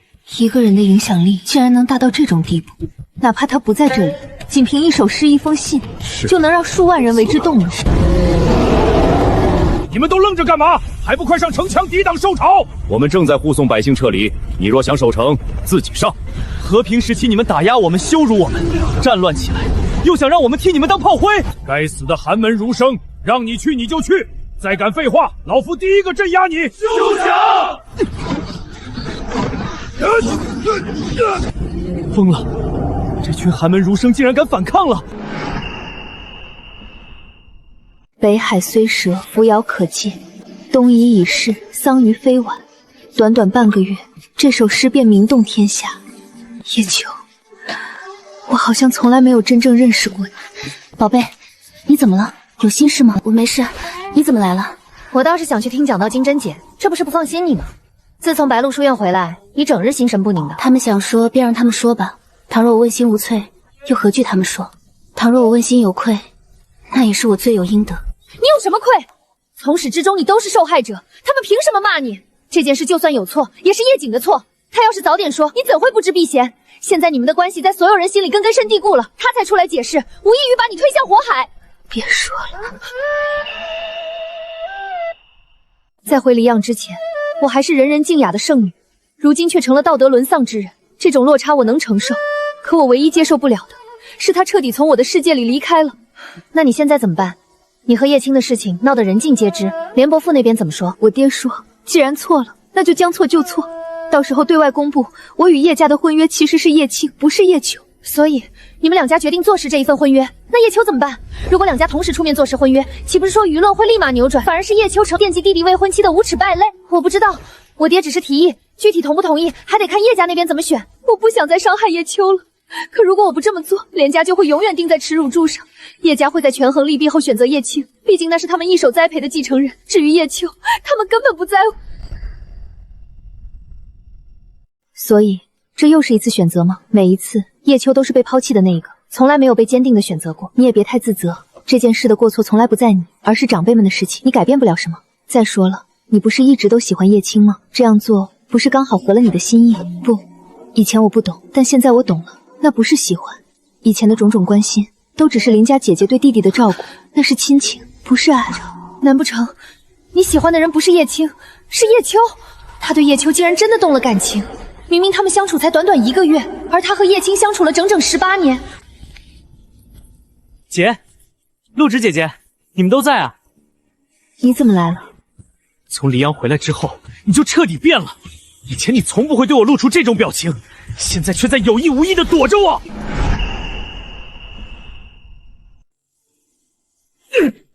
叶青，你在做什么？我不明白，你为什么这么在意世俗的眼光，一直在躲着我？还是说你一直在挂念叶秋，你心里早已经爱上了他？凭什么？他不过是一个被抛弃的妻子，凭什么他什么都要跟我争？住口，叶青，请注意你的言辞。你可以不在乎世俗的眼光，因为不管你做了什么，都会有人替你承担后果，解决麻烦。你可以肆无忌惮，但我没有。你刚才问我，是不是已经爱上你哥哥了？好，我现在回答你，是。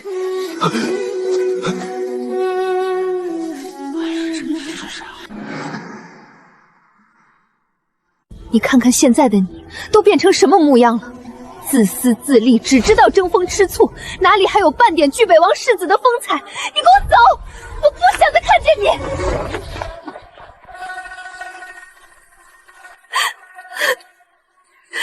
如果家族一定要逼我联姻，那我宁愿离开不老山，也绝不做联姻工具。莲儿，你消消气，你现在太压抑了，迟早会被自己拖垮的。要不我们一起出去散散心？算了，你去吧，我就不去了。我爹想让我和叶青将错就错，坐实婚约，可我不甘心。我曾想过挽回，可当我在诗会上看见叶秋身边的明月时，我才明白自己有多么自不量力。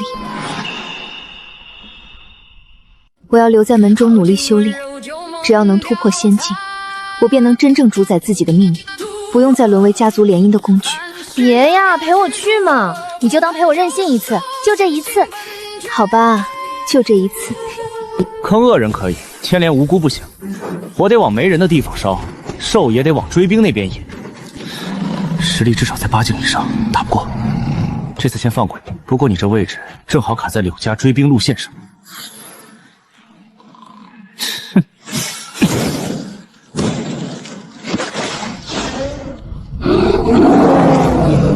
人族欺人太甚！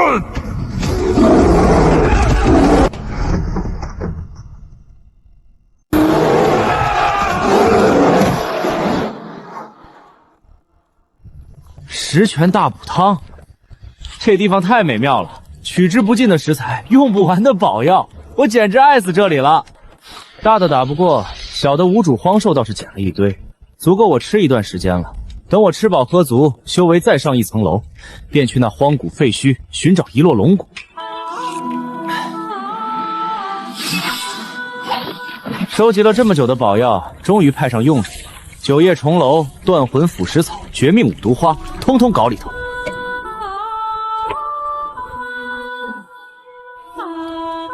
好香啊！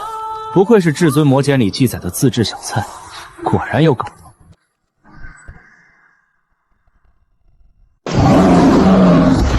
人族修士，你在这里干什么？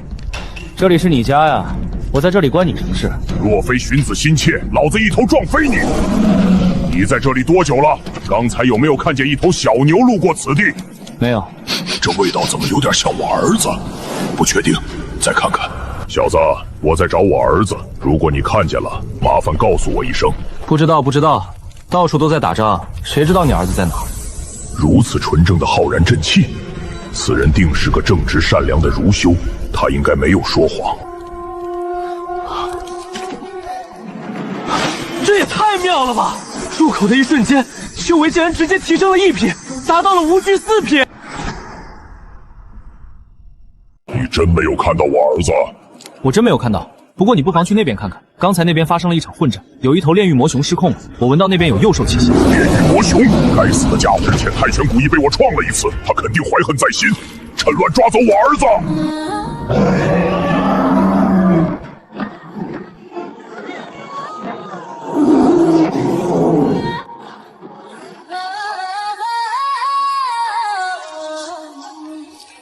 这些荒古巨兽的实力确实强大，光是那防御力就已立于不败之地。不过借力打力这门手艺果然在哪儿都好用。这小日子别提有多滋润了，就是不知道现在孔云峰那边情况怎么样了。小易，外面现在什么情况？阁主，小阁主前几日于白鹿诗会上大展风采，以一首滕王阁序力压天下才子，一举名动天下。竟有这种事！快拿来我看看。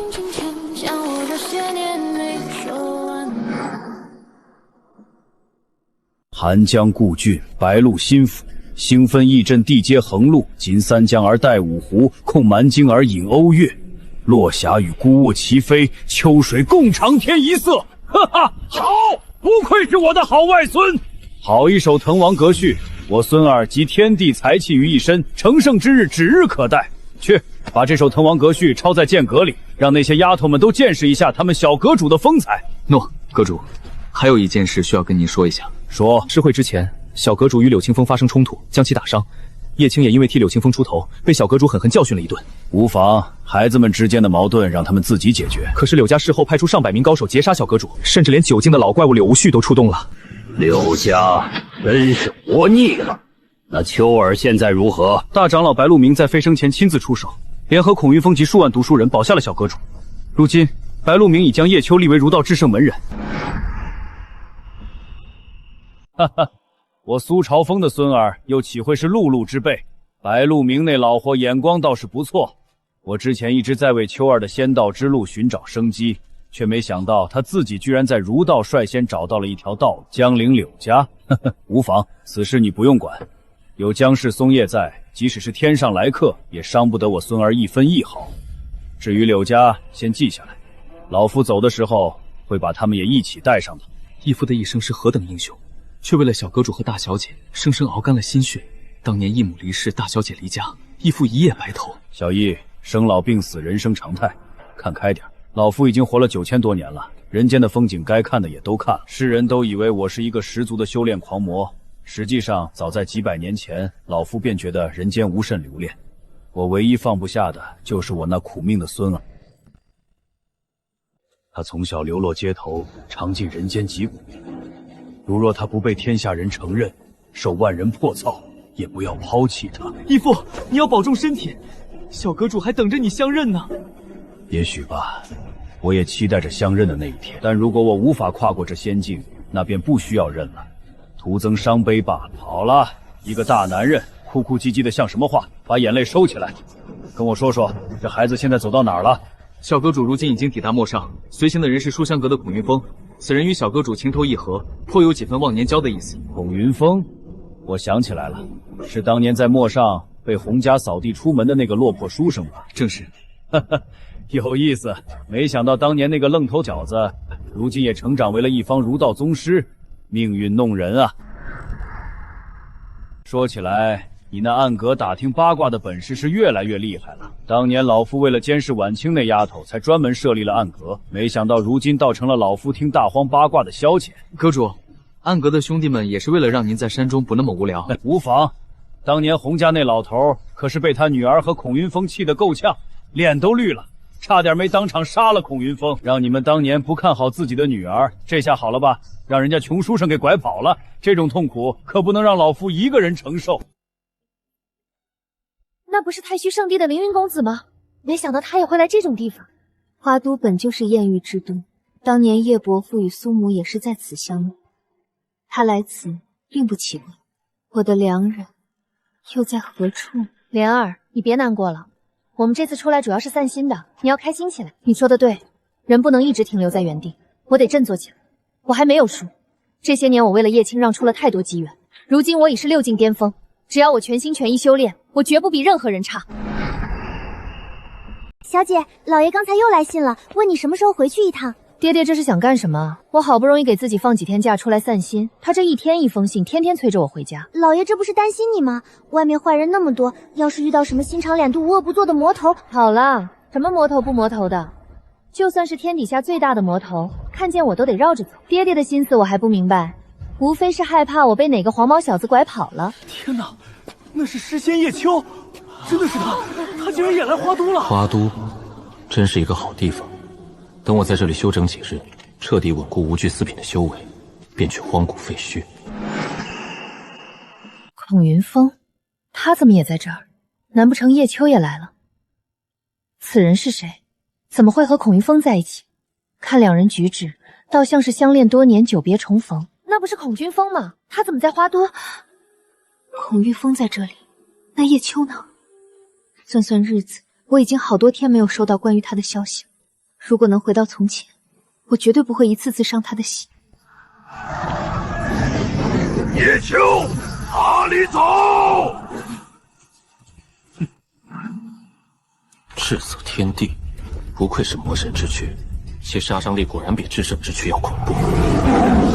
送你们一场大火，好好欣赏，保证比那所谓的绘画人好看多了。走，不要招惹这个大家伙，绕着走。快来追我！我就在这儿，就是不让你们抓到。这就是花都吗？不错，此地乃是陌上灵脉交汇的中心，适合修整，也适合布阵脱身。天哪，那真的是诗仙叶秋！他为了我们读书人，在陌上不畏强权，敢于和古族叫板。名动天下的感觉确实不错。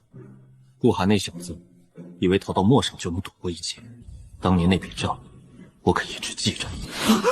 完了，完了！这鬼地方不能再待了，我得赶紧离开。在外边我要性命不保。少爷，您未免有些大惊小怪了吗？我们这么高手在这里，他就算胆子再大又能怎样？你确定真的能保护我吗？你能保证叶秋真的不敢动手吗？少爷你就放心吧，你只管放心大胆的玩，有我们几个看着，他叶秋翻不起什么浪花来。好，我相信你们。对，他现在名气这么大，肯定要顾及名声，绝对不敢在光天化日之下对我动手。小二，上房一请。好嘞，爷，里面请，尊贵豪华套房一间。叶秋，叶秋是谁？你连叶秋都不知道？那可是整个帝王州如今最有名的诗仙，仅凭一人便可扛起整座儒道大山的人物。顾寒，多么令人怀念的名字！当年为了羞辱，竟敢当众将污水泼在我身上，这笔账我可是一直记着的。叶秋在哪儿？叶秋，让老夫看看，我儒道千百万年不遇的天选之子，到底长着什么样？这是什么情况？这些读书人疯了吗？不就是一个叶秋，值得他们这么兴师动众？想找我的麻烦，先跟这群读书人讲讲道理，看看他们答不答应。天哪，他就是叶秋！我天，竟然真的见到活着的诗仙了！果然是目光如炬，天生富贵，一看就是万中无一的奇才。可就像是冬日里的阳光，在人家的心里放一把火。该死，这小子哪来这么大的影响力？先不急，等其他家族的人到了再说。仅凭我们个人之力，很难向这些读书人施压。承蒙诸位厚爱，秋受宠若惊，多谢。叶秋，听说你在陌上惹不该惹的人，你不用担心，有老夫在此，没有谁能为难你。只要他们敢来，老夫定叫他们有来无回。多谢前辈，这可太好了，正好奔波了这么久，能在这群读书人的庇护下好好休息一下。你就是叶秋？我就是。你是？在下花都莫永允，幸会幸会。居然是他！此人号称花都第二天才，仅次于诛仙之下的传奇人物。他怎么也在这儿？他现在连想和我打一声招呼的想法都没有了吗？莲儿，你别太难过，也许他现在正忙着和那些读书人交流，没时间。明月，凭什么写诗就能获得女神的关注？我也要去读书。怎么，这才多久不见，不认识了？那倒没有，这女人莫不是个街溜子？怎么到哪儿都能遇到她？你只看到了她，却没有看到我吗？看到了。你想说什么？叶秋，你也太过分了吧！不管怎么说，莲儿曾经都是你名义上的未婚妻，亏得我们刚才听到你遇到麻烦了，火急火燎的跑过来，没想到你竟然是这一副嘴脸。急了？你若是不急，我还不来呢。这位姑娘，这就是你的错了。你们连家和叶家的婚约选定的好像是叶家的继承人，据我所知，叶家的继承人好像不是叶秋吧？你是叶家的继承人吗？有意思，这女人是在玩火啊！当然不是，叶家家大业大，我只不过是一介书生，可不敢攀上这样的高枝。你说的对，你不再是巨北王世子，我也不再是你的未婚妻，不过相识一场，就当是普通朋友，这个要求不算过分。堂堂连家大小姐，竟然会如此卑微的去祈求一个人？我可不敢当你堂堂连家大小姐的朋友。如果没有别的事情，请回吧。还有你，我的事情用不着你们操心，我的生死也不关你们的事情，少在那儿自作多情。我没想过要得到什么身份，我只想以一个普通朋友的身份与你相处。难道我现在连这样的资格都没有了吗？朋友，不必再自欺欺人了，我们之间早就回不去了。太过分了，怎么能说出这么伤人心的话来？未经他人苦楚，便不要轻易替人宽恕。就是，你一个旁观者当然说得轻松，可他受过的委屈，你替他扛过吗？我知道你恨我，但我不怪你，因为这都是我自找的。不过我现在真的很担心你，你不要再任性了，跟我回去。只要你肯跟我回去，没有人可以欺负你。什么意思？我们这么多读书人在这里，你看不起谁呢？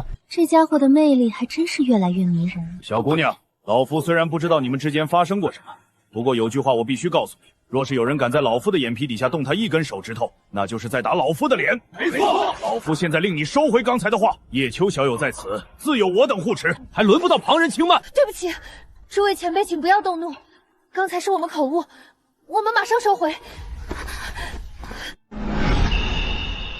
刘家欺人太甚，竟无端引起陌上动乱，导致我人族城池连连失守。我看这件事没那么简单吧，与其说是柳家引起的，倒不如是那叶秋引起的。不管是谁，胆敢动我们的根基，一律镇压。可是若是那一位亲自来了呢？天朝间隔。严老，你们的担心多余了。严老，您这是何意？难不成那位老剑仙已经先去了？1个月前，从狼牙洞天传来消息，苏朝风第2次叩天门，身受重伤，自断一臂，如今生死不明。苏朝风一个行将就母的老头，竟然还想妄图闯过天门，逆天改命。你们有什么想法，尽管说出来。他苏朝风就算还活着，此刻实力也已经大跌。白鹿鸣又如何？叶秋无端卷入整个陌上动乱，这生灵涂炭，此次必须给一个交代。没错，那白鹿鸣最多也就在人间停留1个月，他保得了叶秋一时，也保不了他一世。诸位，我已经与对方的几大族商讨过了，他们一致同意，只要我们交出引起本次动乱的罪魁祸首叶秋，便停止纠葛，归还几座都城，停战言和。当真？如果只是把叶秋交出去就能归还城池，这笔买卖怎么算都值。可是我们一旦做了这样的事情，不等同于与巨北杨府交恶吗？一旦叶晋深究下来，我们怕是都难逃其咎吧。只要我们把事情办得漂亮一点，不让叶晋发觉，就不会有太大的问题。夫人，你别太担心了，岳父大人吉人自有天相，他肯定能化险为夷，打破死结。你别骗我了，我爹生命垂危，生死不明。秋儿狠心与我们断绝关系，音讯全无，至今都不知道他在外面会不会吃苦受委屈。景哥，你说爹爹会不会是因为我太久没回家的缘故生气了，所以才故意躲着我？我该怎么回答他？我不能给他虚假的希望，可看着他这样，我更不是滋味。连你也不肯跟我说实话了吗？你们都是骗子，你们所有人都在骗我。夫人，你听我解释。我不听。叶锦，我算是看透了，你和他们一样一直在骗我。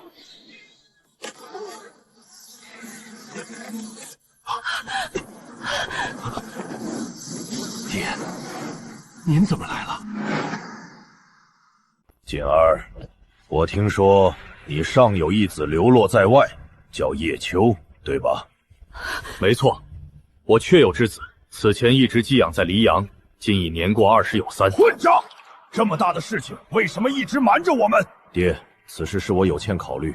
我本想此次回黎阳把孩子接回来，好好调教一番，再让他认祖归宗。没想到期间发生了一些事情，耽搁了。耽搁了？我怎么听说这孩子好像并不是很想认你们？二叔，这孩子在外多年，心中对我夫妻2人确有怨恨。可不管怎么说，他都是我叶锦的儿子。那可不行，身为我叶家嫡长子，他可没有什么自由可言。服从什么？他既没有享受过叶家任何照顾，也没有得到过你们任何资助。他能有今天的成就，全是他自己一个人争取来的。那又如何？只要他身上还流着我叶家的血脉，就没有选择的机会。二叔，您未免管得有点太宽了吧？您若是对我有什么不满，尽管说出来，我叶瑾都一一接着。好了，我这次前来不是来听你们吵架的，把这孩子接回来，集中家族所有的力量培养。如此天赐之人，将是带领我叶家再上一层的不二人选，绝不能埋没了。这些年我们全力培养叶青，可他的表现实在差强人意。如今突然冒出一个能一剑击败叶青、名动天下的叶秋，这才是叶家真正需要的继承人。在这个老头眼里，根本没有半点亲情，有的只是家族利益。不可能！我说，不可能！夫人。他说了，不可能！混账！你敢忤逆我，你才混账！你这个逆子！少在那儿给我摆什么大家长的谱！我叶瑾能走到今天，从来没有靠过你们，也用不着你们在这里指手画脚。老族长息怒啊！父子之间有什么话是说不通的？咱们坐下来好好聊。原来他一直这么恨我，他的眼神根本不像是在看父亲，而是在看仇人。族长，您跟我们说说这孩子的情况吧。就算不接回来，也该让我们知道他的情况，再坐下来好好商讨。一家人，怕是某些人心里不这么认为吧？你看着我什么意思？老二，你慌什么？让他说。我儿当年为什么会被寄养在黎阳？某些人应该比谁都清楚。他若不是在黎阳长大，估计早已经被有心人暗中陷害。叶姐，你少在那胡说八道！我叶天是一心为了家族，天地可见。二叔，你慌什么？我也没说是你啊！该死，这小子太阴险了！我竟然主动跳进了他的坑里。原来如此，当年叶瑾地位未稳，为了保护秋儿不被族门政敌暗害，才不得不将他寄养在黎阳。不管怎么说，这孩子都是我叶家的血脉，理应接回来好生栽培。我同意。此子生于市井，虽有些离经叛道，沾染了一些陋习，不过只要我们悉心教导，还是能走回正轨。接回来我同意，不过让他当继承人，我反对。此子离经叛道，生性跳蚤，且又在外20年，与族人生分，对家族更是没有半点感情可言。若是将这偌大家业交由他，如何能服众？可是此子已入儒道，获得了天下读书人的认可，更是得到了白鹿鸣的支持，前途无可限量。且论天赋实力，他都在叶青之上，未必不是一个很好的选择。你别忘了，这小子得罪了多少世家，让他当继承人，无疑是将我叶家推风口浪尖。他们竟然在讨论要抛弃青儿，青儿一直视这些长老为赤亲，若是知道自己被无情舍弃，他的信仰该如何崩溃？够了！无论如何，他都是我叶家的子嗣，理应接回来。堂堂叶家嫡长子，据北王世子，却不与家族相认，成何体统？这件事就到这里吧。你们两个尽快把孩子接回来。如果他觉得委屈，我可以补偿他。你们别想了，现在不是你们选不选择他的问题，而是他根本看不上你们所谓的家业。而且，你们在这里讨论这2个孩子的命运，有过问过我们夫妻2人一句话吗？放肆！夫人，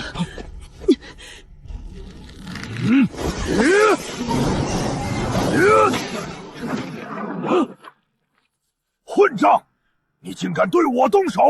今天这件事到此为止。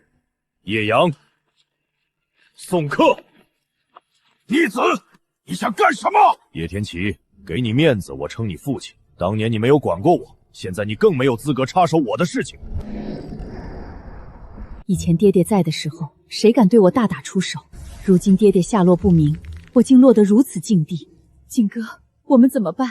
现在他们已经开始向我们施压了。如果真要让我们在这2个孩子之间选一个，我们该怎么选？手心手背都是肉，我怎么选都是错。青儿被当成继承人培养了18年，若是被家族无情收弃，他如何承受得住？没事的，我会处理好的。我叶瑾只要还活着，就不会让另一个受委屈。也不知道我的秋儿现在过得怎么样，有没有吃苦。景哥，我们去寒山城吧，我想去看看我们的孩子。夫人，你就把心放肚子里吧。以白院长的威望，只要有他在一天，天下间没有人敢动秋儿一根手头。我们现在最要紧的是先找到岳父大人的下落。另外，3000州天才大会即将开幕，我们还要送青儿前往谷地修炼。上次青儿受的伤还没有完全康复，这一次我找了一位德高望重的老前辈亲自指导他，相信在3000州天才大会上，他一定能脱颖而出。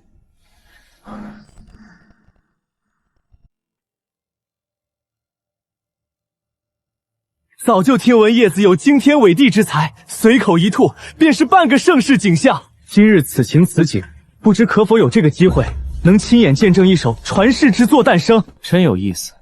我本不想装的，奈何他们非要逼着我装。写诗是吧？多大点事儿。今天就让你见识见识什么叫真正的降维打击。他就是你说的那个集天地才气于一身的少年天才吗？没错，就是他。你等着看吧，他的才气连白老前辈都敬佩3分，其惊天伟地之才万古无一。要开始了吗？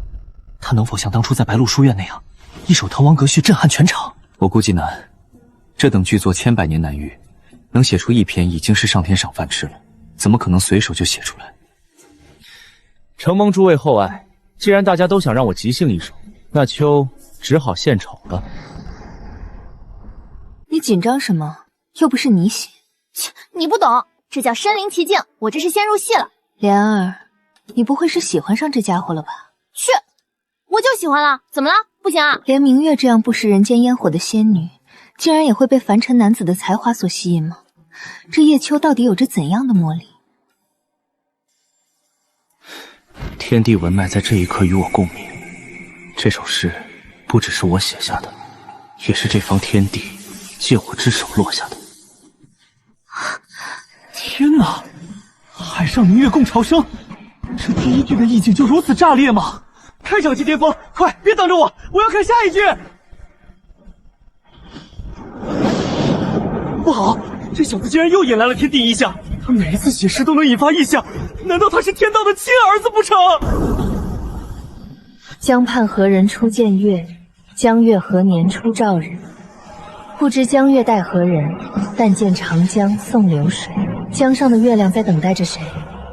他看似洒脱，内心竟也有如此孤独抒情的一幕。他是在写我吗？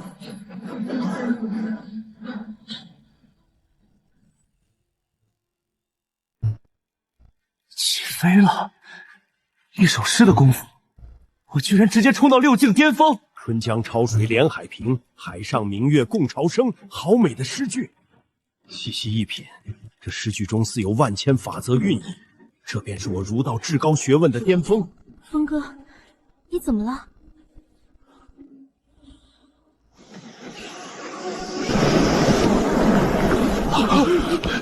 不好，有人破境！九境，竟然是9境至尊！该死，不会在这时候有人突破9境，这下麻烦了。天赐神作，这绝对是足以流传万古的神作。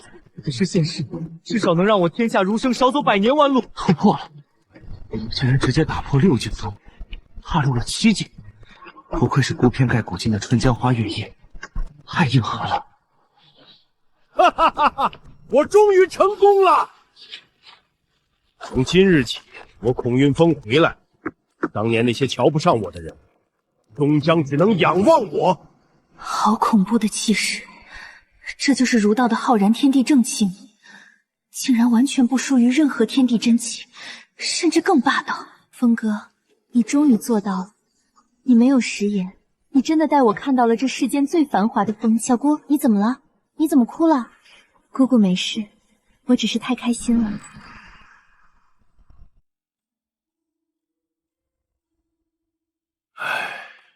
父亲，小妹她，随他们去吧。也许爹真的错了，当年育儿任性，不顾一切要和那穷书生私奔，可我怕他吃苦受罪，拼命阻止，却被他当成仇人。罢了罢了，让他们走吧，你们不得阻拦，我也不会再见的。父亲，您放心吧，小妹和孔云峰守了百年孤独，彼此不忘初心。如今孔云峰已入9境，证明了自己，父亲的放手是对他们的成全。族长，要不要把小姐叫回来？不必了，你们下去吧。那刘家提亲那边，让他们回去吧。想娶我女儿，得看他家的小子有没有那个本事。我就红莲这么一个女儿，我不宠谁宠？我绝不会牺牲女儿的幸福去换取家族利益。不过，今晚那叶秋风采实在太迷人了，红莲这丫头怕是已经看直了眼。年少时真不能遇见太惊艳的人。太帅了，简直就是我心目中的如意郎君。小姐，冷静，冷静啊！仅此一篇，足以盖过古今。我愿成为当世第一诗。此文乃是自《滕王阁序》之后的又一篇神作，其意境甚至不在黄鹤楼之下。不，论洒脱豪迈，当属《将进酒》最盛，那才是真正的真仙人。别争了，那不都是叶秋一个人写的吗？有什么好争的？叶子真乃神人也，安得广厦千万间，大庇天下寒士俱欢颜。他真的做到了。叶子为圣，我愿随之，纵使千万人，无一亡也。名动天下的感觉确实不错。这首《春江花月夜》一出，我在这些书呆子心目中，怕是直接成圣了。好帅啊！我不行了，西西我要沦陷了。莲儿，你要冷静一点，你爹可能就在附近看着你，小心点。我才不管他呢，反正我爷爷亲口答应过我，我自己的婚事我自己做主，他管不着。宝贝，你不会是想嫁给他吧？对啊，我就喜欢他，怎么了？不行啊？我不是这个意思，我是说你的竞争对手可不是一般人，你还是先冷静点吧。明月，这个女人确实不太好搞。宝贝，你说我要不先把她请回洪家做客，先把交情做实，到时候我看明月还怎么抢。死丫头，为了男人连矜持都不要了，这要是被你爹知道了，估计得气得吐血。开玩笑嘛，走，上去搭话，本小姐要发力了。走吧，你不上去说几句话了吗？你难道甘心就这么放弃了吗？算了，再上去也是自取其辱，不如把时间精力放在修炼上。只要他能遇到一个自己喜欢的人，哪怕我只是看着，我也满足了。这位小姐，初次见面，不必行此大礼吧？你怎么不接住我？无妨，不过是摔了一跤罢了，本姑娘不在意。你也没说让我接啊，还想套路我？平地还能摔？真当我没看过偶像剧啊？你心倒是挺大。我不仅胆子大，心也大，不信你慢慢了解。这姑娘怎么感觉比我还邪性？不过她身上的因果气运确实有些惊人。这位姑娘倒是个有趣的妙人，不过这偌大的因果，叶某怕是无福消受啊。什么意思？这姑娘看着明艳大方，实际上满脑子小算盘。巧了，我这人最喜欢和有算盘的人聊天。好小子，你果然没让我失望。恭喜前辈荣登9境，可喜可贺。不必多礼，我能突破，还得多亏你的相助，否则我恐怕还得再花几百年，都未必能打破这桎梏。